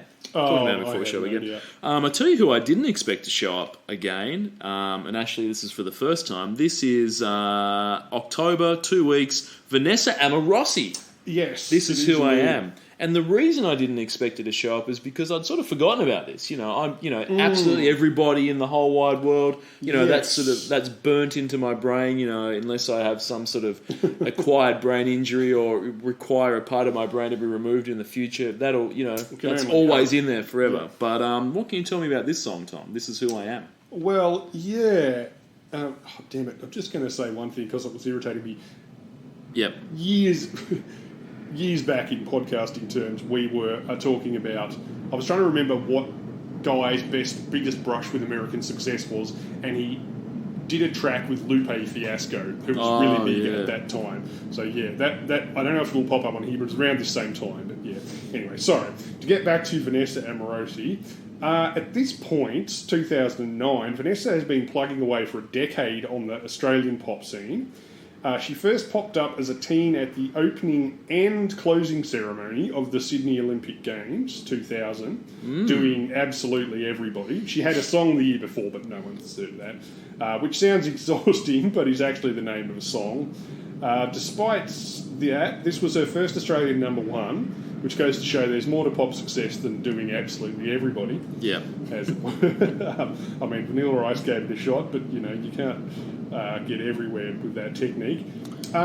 She had previously flirted with the alternative scene. Okay. Early on, they played her on Triple J a bit. She sort of had a kind of pop alt rock approach. Okay. So, yeah, she sort of flirted between the charts, the alternative stations, and your sort of modern rock kind of like your MOR modern stuff like Nova FM kind of stuff. This song is credited to Vanessa Amorosi plus Robin Lynch and Nicholas Olofsson, who together form a songwriting team called Macho Psycho, hailing all the way from Botswana, Ben. Just kidding, they're from fucking Sweden, obviously. What I find interesting about this is that song really does sound like a collision of Vanessa's normal sort of alt-pop rock guitar-based style with the then popular robotic electro-pop production sound as featured in 3 songs a year for the last 4 years. So this has guitars and shout-along choruses sung by a real human, but it also has strange digital Black Eyed Peas effects all over it and seems to have been sped up 20% in the computer as soon as Amorosi left the studio. So did that work, do you think? Well, I agree with that. When you hear the intro, the first bit of the song, it sounds like the quite piano odd. has been sort of like someone's played it and went, "We got to crank. How long does the song go for? We got to shorten it. Let's just speed it up 50%." Nudge that dial over to the right. Look, firstly, I've got no idea what's going on here. It's a bit weird. It is a bit weird, isn't it? Firstly, so Vanessa Amorosi's got dyed pink hair with bangs, so I didn't even recognise it at she all. looks So quite I was different. like, I didn't even know. I was like, who is that? Oh, so I Yeah. didn't know that was her. Musically, it obviously doesn't sound like absolutely everybody, and that's my touch point, Vanessa Amorosi. So I was like, sounds a bit different, but yeah, it is a rock song. So that's not what has guitars in it. Yes. And it has some of electro, as you mentioned, a lot of electric sort of effects and things in there. Weird production. It almost sounds like something the Veronicas could almost do. Yes, Did you get that vibe? yeah, So yes. I was sort of thinking about that, sort of going, okay, when the Veronicas went in that sort of, we're Electro, going electro, punkish, popish, rockish sort of thing. Yeah. So yeah, it sounded very different for Vanessa, but yeah, look, she got a #1 single out of it, which is pretty good. But what the fuck is going on with that? Like, so she sings the chorus and it just goes like I was listening to this on my computer and I thought, I'd accidentally clicked on a website that is playing like an ad or something. It was like going, oh, is this another browser thing I got to close down? And then I thought, was it left in by accident? It's completely weird. It comes in right at the start of the song too. It's Yeah. not like a weird thing that they drop on the breakdown or anything. It's just the song kind of starts with this and you're like, hang on, what? She hasn't even begun singing. So it stands out, but it's like sounds fucked at the same time. So I don't know whether It that's is good. interesting though. Oh yeah, If of the course. Black Eyed Peas stuff had more weird shit like that in it, I would think, well, at least they're kind of experimenting, like they're playing with the buttons on the synthesizer to see what they do. Yeah, They don't do listening to Will.i.am in interviews, it sounds like he's on drugs, so he needs to stay on those drugs when he's doing music because it couldn't get less interesting. Let's just put it that maybe he way. needs to ditch David Guetta and hook up with Macho Psycho. That's One fuck yeah. word from Sweden. Absolutely. Yeah. I love when two dudes just get together and just be like, oh, she would just be, Again. Brian and Rodney to do... No, we need our songwriting duo Yeah. needs a team. How about The Matrix? Or It's like- Zaxonian or something, yeah. The names are always so It's fucking another awful. recurring theme, yeah. Definitely. So, anyway.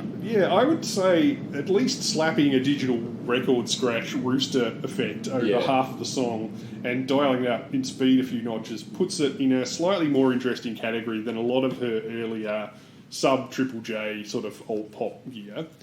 The flip side is that the song made its radio debut on the Kyle and Jackie O show. Oh, Jesus. Which is where you're going to be getting your airplay if you're not raw enough for the cool kids, but still a bit too rocky for the dance stations anyway.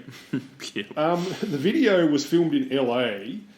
I'm not sure, did they really need to go there to capture someone sitting in the back of a taxi under a slightly overcast sky for 4 minutes. Yeah, look, she's from Melbourne. They could have just filmed this, her on a tram or something, or her. They've got taxis here as well. Or a nightclub, maybe, if you want to emphasise the dancier aspect. Because a nightclub could be anywhere, There was the love interest. I would have liked to have seen this filmed at the Queen Victoria Market. Yes. She's just going to get some broccolini, a Kransky, something like that, and then she sees the love interest, and he's like... working in the fish market. Yeah, he's working in the fish Behind market. the prawns. Exactly. She's like, give me what are scallops, and he's like, $30 a kilo. She's like, that's a good price per kilo. Give me some scallops. Got sushi quality tuna. He's Exactly. like, nah, sorry. So she goes elsewhere, and then he runs up and goes, I found some under the counter, and she's like, oh, great. So I think she could have just filmed it at home, saved the money, saved the airfares. But look, good to see that she's still going. She released an album earlier this year, 2022, called City of Angels, which I assume is a concept album based on the Nicolas Cage film.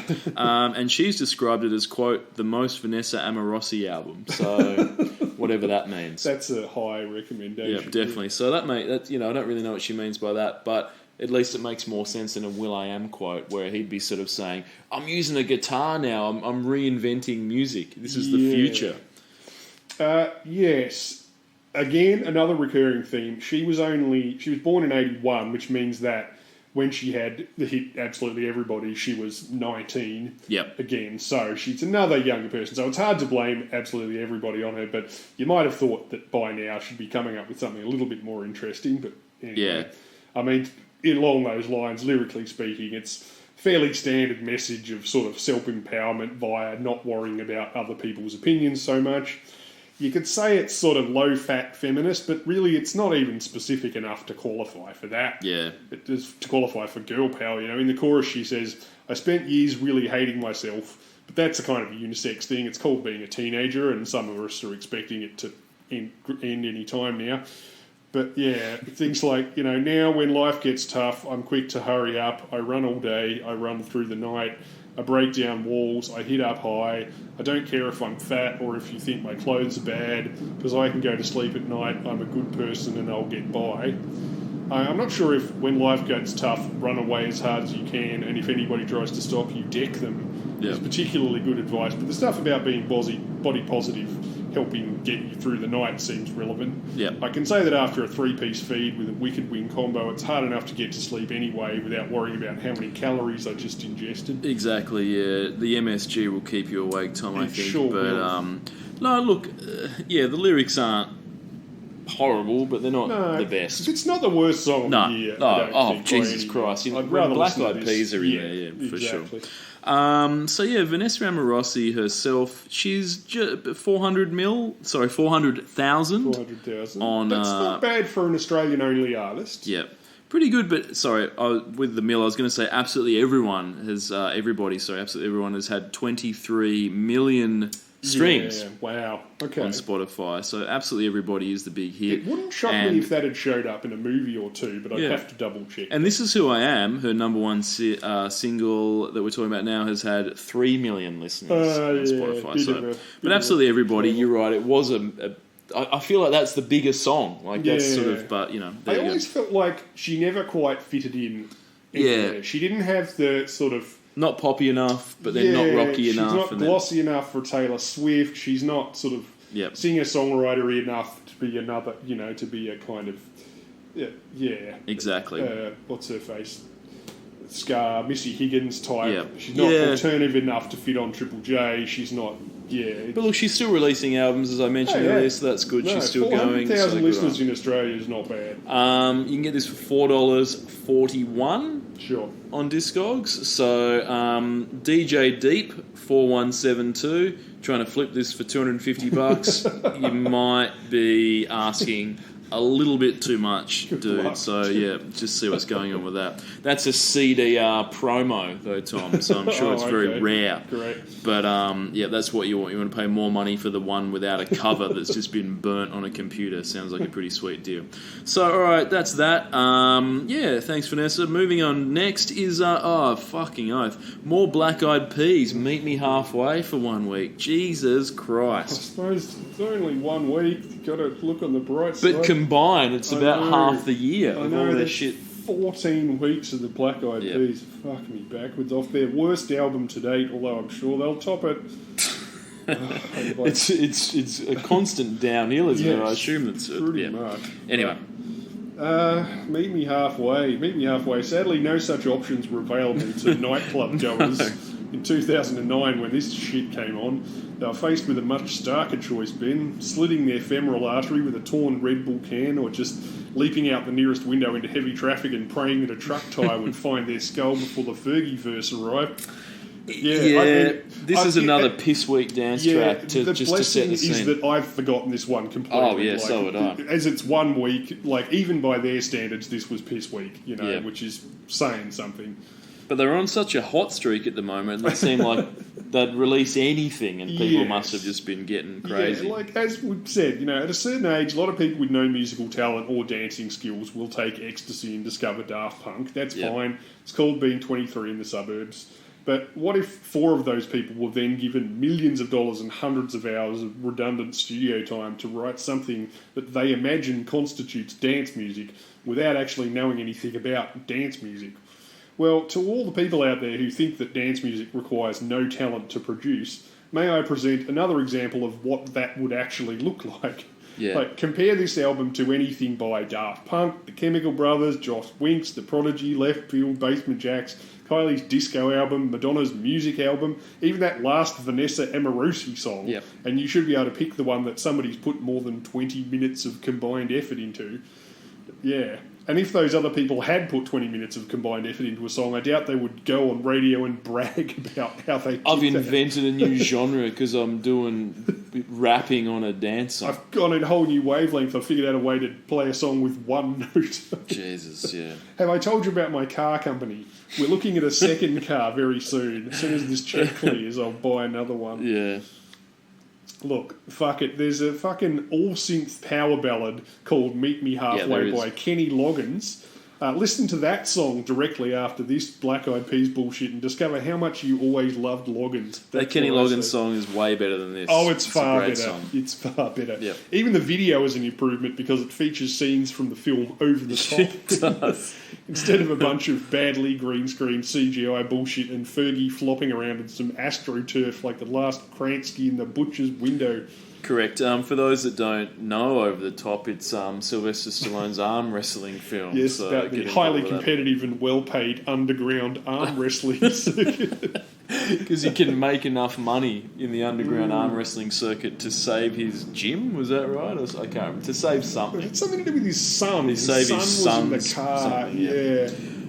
Look, in the music, like as you said, Tom, the CGI on this is pretty bad. One of them in the video, I'm not sure whether it's Ape or the Taboo guy, is flying really close to the sun in this. He's in a spacesuit. metaphor. Now, I hope that's not an Icarus reference implying that what the Black Eyed Peas is doing with this song is flying too close to the sun, as that would suggest that Will.i.am is some sort of musical master craftsman, which he certainly is not. I wish the members of the Black Eyed Peas would fly a rocket directly into the sun, however.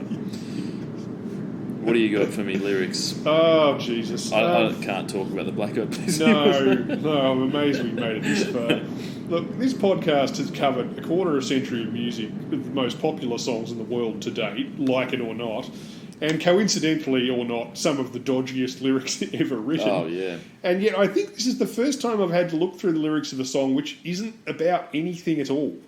I don't mean it's shallow, I mean I legitimately don't know what the fuck this song is about at all, or Yep. how whatever it isn't about doesn't relate to the title, Meet Me Halfway, whatever the fuck they imagine that's supposed to mean. Like, Meet Me Halfway is just a banal quotidian expression meaning compromise with me, right? Yep. I'm not sure what that has to do with whatever old carpet skids Taboo is on about here. Let's cross the bridge to the other side, just you and I. I will fly the skies for you and I. I will try until I die for you and I. 4-4 for you and I. 4-4-4 for you and I. 4 for you and I. Now, maybe it makes more sense when you're off your face on ecstasy, dragging your naked ass down a hotel corridor like a dog with worms, Ben. But to me, sober, that makes no sense whatsoever. And I say that to a guy who's just reviewed Jai Ho by an Indian guy who doesn't speak English and all 5 of the Pussycat Dolls, which managed to make more sense than this shit.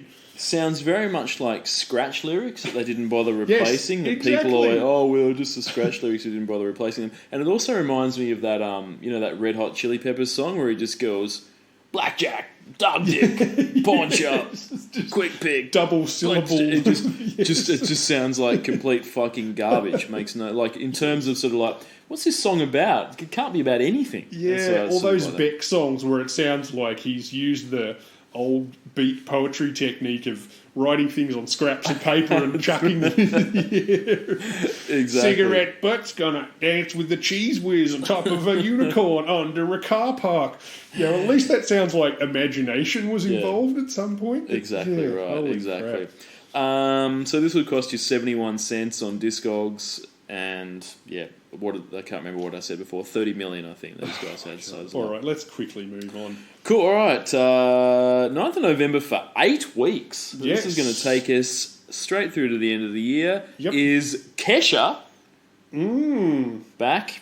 Well, She's back. technically back, but for the first time as a solo She's artist. invented a new app. I TikTok, understand. TikTok. So it's spelt this. It's it's spelled exactly the same. So I really hope that she is like a 1% owner of TikTok Well, or something. they Because if it is, she'll be a claim- billionaire. They claim it has nothing to do with it. I did look into that just in case, but of course they would claim that if they didn't want to pay her any money. Yeah, exactly. There's some other reference to TikTok. There was some other program or something, but yeah. Either way, this is called TikTok, spelt the same way as the popular app. Yep. What can you tell me about it? Well, this is her first solo song, as we Yeah. talked about. Debut solo single written by Kesha, Benny Blanco, and Dr. Luke, disturbingly the guy who she later tried to sue. Yep. The latter two doubling as the song's producers. Kesha had previously found success as the hook singer on Florida's Right Round, even though she didn't get a title credit in the US, as stated. And this was her first, and some might say only, hit in her own right. Yep. But this was a legit hit, though. It spent 38 weeks on the Billboard Hot 100, including 9 weeks at number 1. Wow. Which is pretty good, even for like Beyonce or something. And selling 6.8 million copies in the US and 12.8 million internationally. Jesus. Making it the biggest selling song worldwide in 2010, even though it came out in 2009. So, yeah, this had legs. This kept selling and selling and selling. I mean, those are, even when we're talking, paid downloads, not, physical copies, that's still a fuckload these days, like 20 million copies of a single. Yeah. So, how does it hold up 13 years on, do you reckon? Well, firstly, I want to say it almost didn't happen, Tom. When Kesha's producer, Dr. Luke, and this is also going to timestamp this song very well. Mm-hmm. Dr. Luke gave her a phone call. He'd heard a demo of the song. Yeah. And he said he'd like to work with her. And Nicole Richie picked up the phone and hung up on him. Because at the time, Kesha and her mum were filming an episode of the reality show The Simple Life. And Paris Hilton and Richie were staying with them. So, fortunately, he got through to Kesha on the phone and the rest is history. So, don't know how the fuck that happened, but apparently, Paris and Richie just staying at Kesha's house before she was famous, obviously, and Richie hung up the phone. So, when you ask me how it's held up, Tom, well, the chorus is an earworm, I think. Yeah, it is. It has catchiness. It does. If it came on at Coles and I was at the self-checkout, I'd scan a little bit slower just so I could hear the whole song. But the verses hold up about as well as a house made out of the frozen yogurt left in the Islamabad sun from earlier, I'd say. Great chorus. Verses are fucking terrible. Yeah. Kesha should have leveraged a relationship with Flow Rider, I feel, as the song could have benefited from him rapping over the bridge. Yeah. She does that she flirts with that kind of Britney speak rap thing that really they should have known better at this point. Like, this is 2009. It's too late to be speak doing rap, that. but also pretending that she's drunk at the time while rapping. So it introduces her shtick of being trashy glam kind of thing. That seemed to be her sort of vibe, you Absolutely. know, like, and the video, like, oops, I did it again. It's a real statement of intent. Like, this is who I am. Look, start of the video. I'm getting out of a bath. I got one shoe on. I'm drunk. My makeup's all Absolutely. smudged. Yet I still look somehow like somebody just spent 12 hours doing my hair. You know, Yep. like, but hey, you know, who knows what I got up to last night? Hey, 12-year-olds, go out and get shit-faced all the time. It's a vibe that Katy Perry would later go on to embrace as well. Like, let's all do shots, 13-year-olds. Exactly. You know, hey, I was doing that as well. I'm not judging anyone, but that's her shtick. And this really just straight out of the gate, like Spice Girls, you know, their bloody, what was their big one? Their first song? Tell you what I want, right? The song and the video just introduced, like, this is what I'm like, this is my shtick Exactly. that I'm leaning into. Exactly. So, yeah, my question, the video-wise, is how she got into the bath naked at the start of the video in Yep. the first place. I mean, she goes downstairs, there's a family there Yep. with two younger kids Yep. looking aghast at her, and she's like, hey, And the mum like drops the pancakes. it's Yeah. like, you know, because she's, I don't know, got one shoe on or something. Yep. Like, now, presumably she fucked at least one member of that family, but I'm not quite sure how many or who, you know. I mean, I don't know if you've got any theories, but... Oh, look, good art provides more questions than answers, Tom. It's hard to really know. But yeah, look, if you haven't, as you said, if you haven't seen the video yet, so she wakes up in the bath, she's Yeah. upstairs. In a fancy house, Yep. she gets up, looks around like, hey, another blackout drunk? Yeah. Puts her clothes on, so you might be thinking, oh, house party, One night stand. one or night something, stand, yeah. something, but then, yeah, she goes downstairs and it's just, family. Yeah. Two probably young, maybe Yes, under younger. teenage kids. The So- mum's like drops the plate, Yeah. so it makes no sense. Okay, the only way it makes sense is if she fucked the dad. Yeah. That's the only way. Yeah, that because it the can mum make drops sense. the pancakes. She's so like, it can't have been "Ah." a threesome that hung around No. too long. So The she's- kids are underage, so unless it's Madonna, Yeah. then they probably didn't fuck things. Now, you or I might have perhaps added a hot teenage son who could have given her a wink on the way out that the door. it would have been like Just to take pedophilia off the breakfast table, just sort as of it were. So it's obvious that she fucked the dad, and if she did, then we can assume that it's not outside the realms of possibility that she did sort of give Flo Rida that blowjob as well from earlier in the round and round video.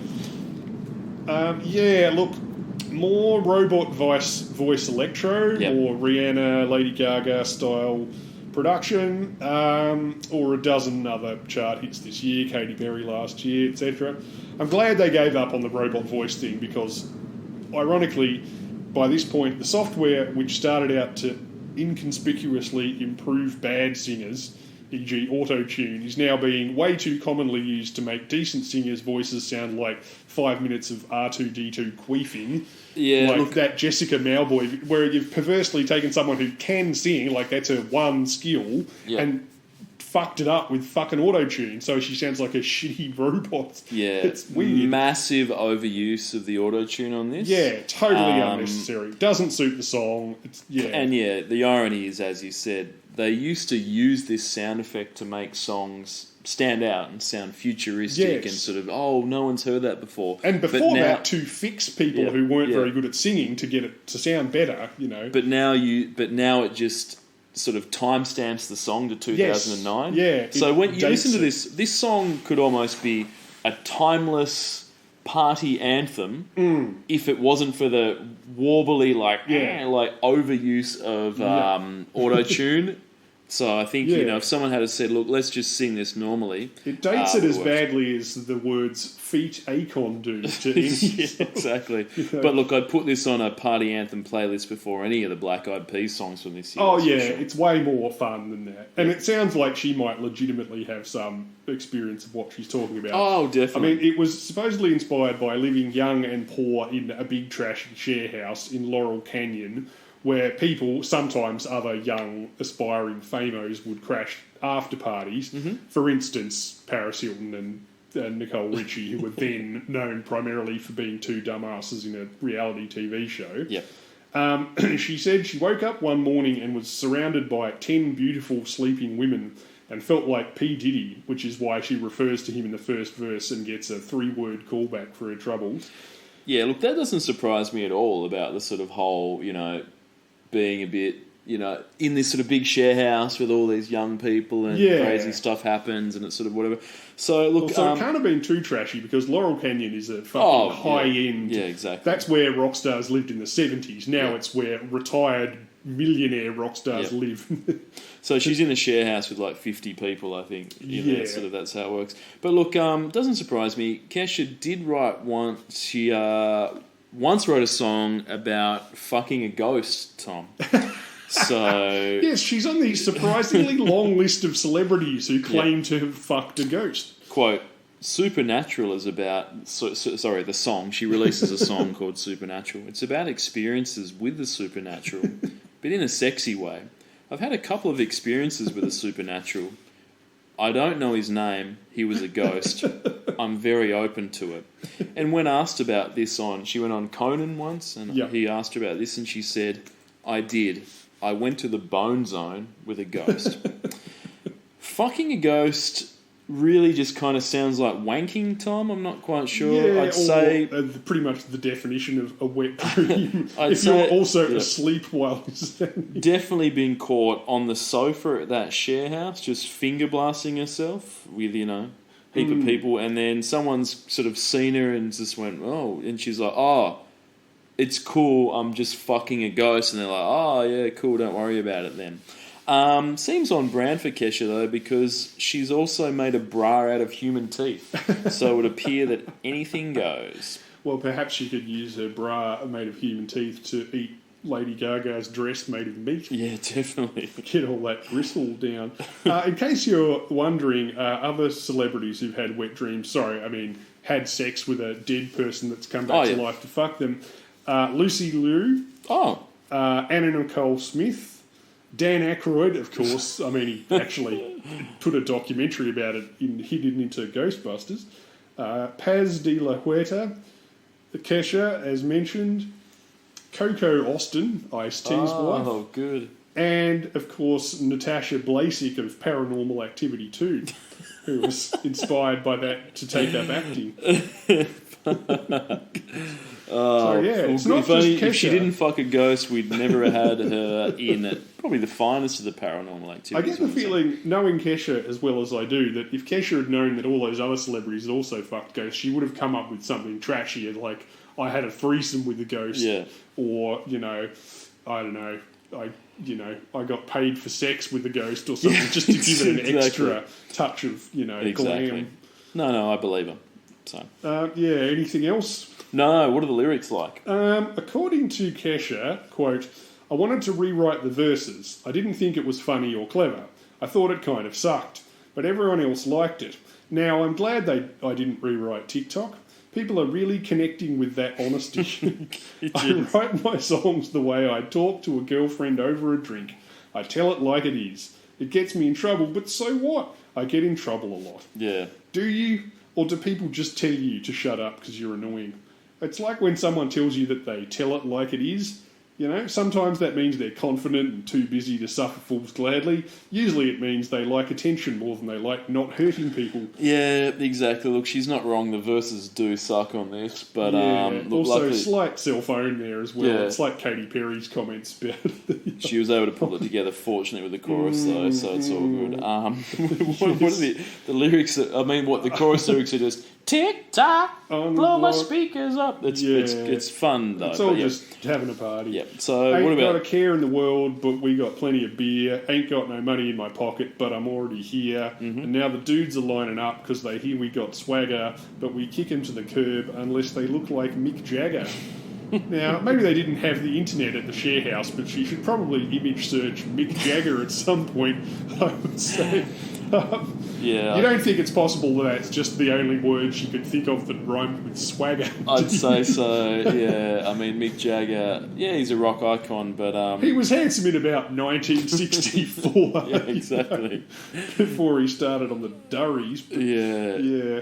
Jeepers creepers. Yeah, Anyway, look, no, she's not wrong about the lyrics. It also it's one of those songs that it's got that thing that where a song that contradicts itself usually either means I'm not very good at writing lyrics, or I wrote these in a hurry and then they became the song and it's too late to go back and fix them, and now I'm reduced to singing a song that gives Yeah. me the shits.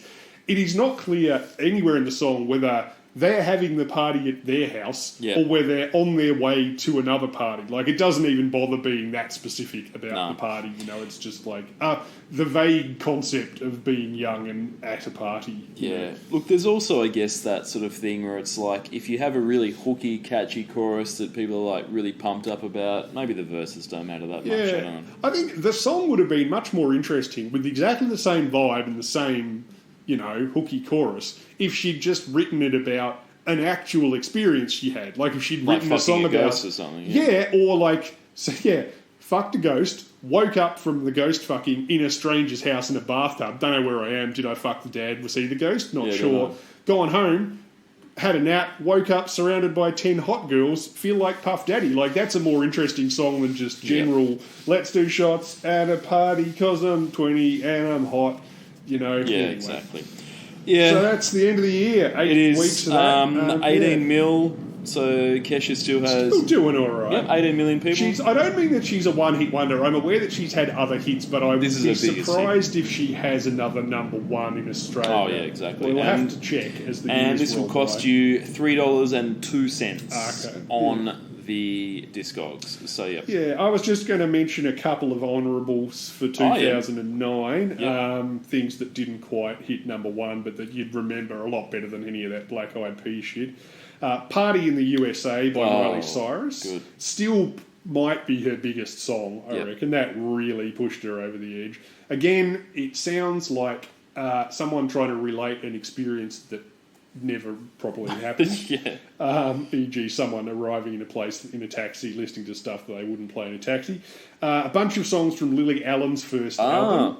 I think Shit Taste in Men and Don't Trust Me with Personal Information were on there. But yeah, it's that. It's the album where she's lying on a big L on the cover. Yeah. It's pink. Like she was really huge. But yeah. Yep. My Delirium by Lady Hawk. That's a really good song. That's better than anything on here. That previously mentioned Modular Sound from that record label that were fucking huge for a while. That had the presets and all those. Was Empire of the Sun, they were on here, that first album of theirs too. But they never quite hit the number ones. They were huge on the clubs. And of course, who could forget Jizz in My Pants by Lonely Island? Number 100. Exactly. A band who, in their own way, understood the appeal of the Daft Punk electro sound better than the Black Eyed Peas. As a joke song, yeah, exactly. As a joke, in the same way that they actually managed to understand the appeal of Akon in the song I Just Had Sex better than he did in any of his own songs. And understand the appeal of T-Pain in the song I'm on a Boat better than T-Pain seems to in any of his songs. I just want to mention, Tom, Evacuate the Dance Floor from Cascada was in the top 20 songs of this year at the end of the year for ARIA charts. So. Have you ever seen anything on a dance floor that would cause it to be evacuated? Well, I don't know, Tom, but the lyrics sort of suggest evacuate the dance floor. I'm infected by the sound. Stop, the beat is killing me. Hey, Mr. DJ, let the music take me underground. So sounds like the next verse is going to start talking about envelopes full of white powder on the dance floor. Either that or being, underground. I assume means being killed in some manner, and the next thing you're banging Kesha. But I seem to remember as a ghost. You telling me about a dance floor incident that occurred with you at perhaps Regime's nightclub in Hobart's finest establishment once, where you got into a dance battle with a guy on the dance floor, which one side of the dance floor, if for some reason you've never made it to Regime's, is a glass wall, I think. And what happened there with the dance floor? He pulled his pants down and just pushed the arse cheeks up against the glass. He did the full fruit bowl. I think that was the I've been Owen involved Wilson in a lot of ripping his dance underpants battles, out of his pants. Last unbeatable dance-off move. Exactly. Well, you've got me there. It was good, yeah. So that's 2009 wrapped. We'll put the playlist up on YouTube so you can watch all the music videos. A lot of shit Black Eyed Peas ones, but enjoy that. And we'll be back next week with the decade wrap, Tom. Yes. The 2000s is over, so we'll be back. So we'll wrap up the songs that didn't quite get there from various countries, etc., etc. And a few awards I think we'll probably pull out too. Yes. So. All right, cool. Thank you. See you later.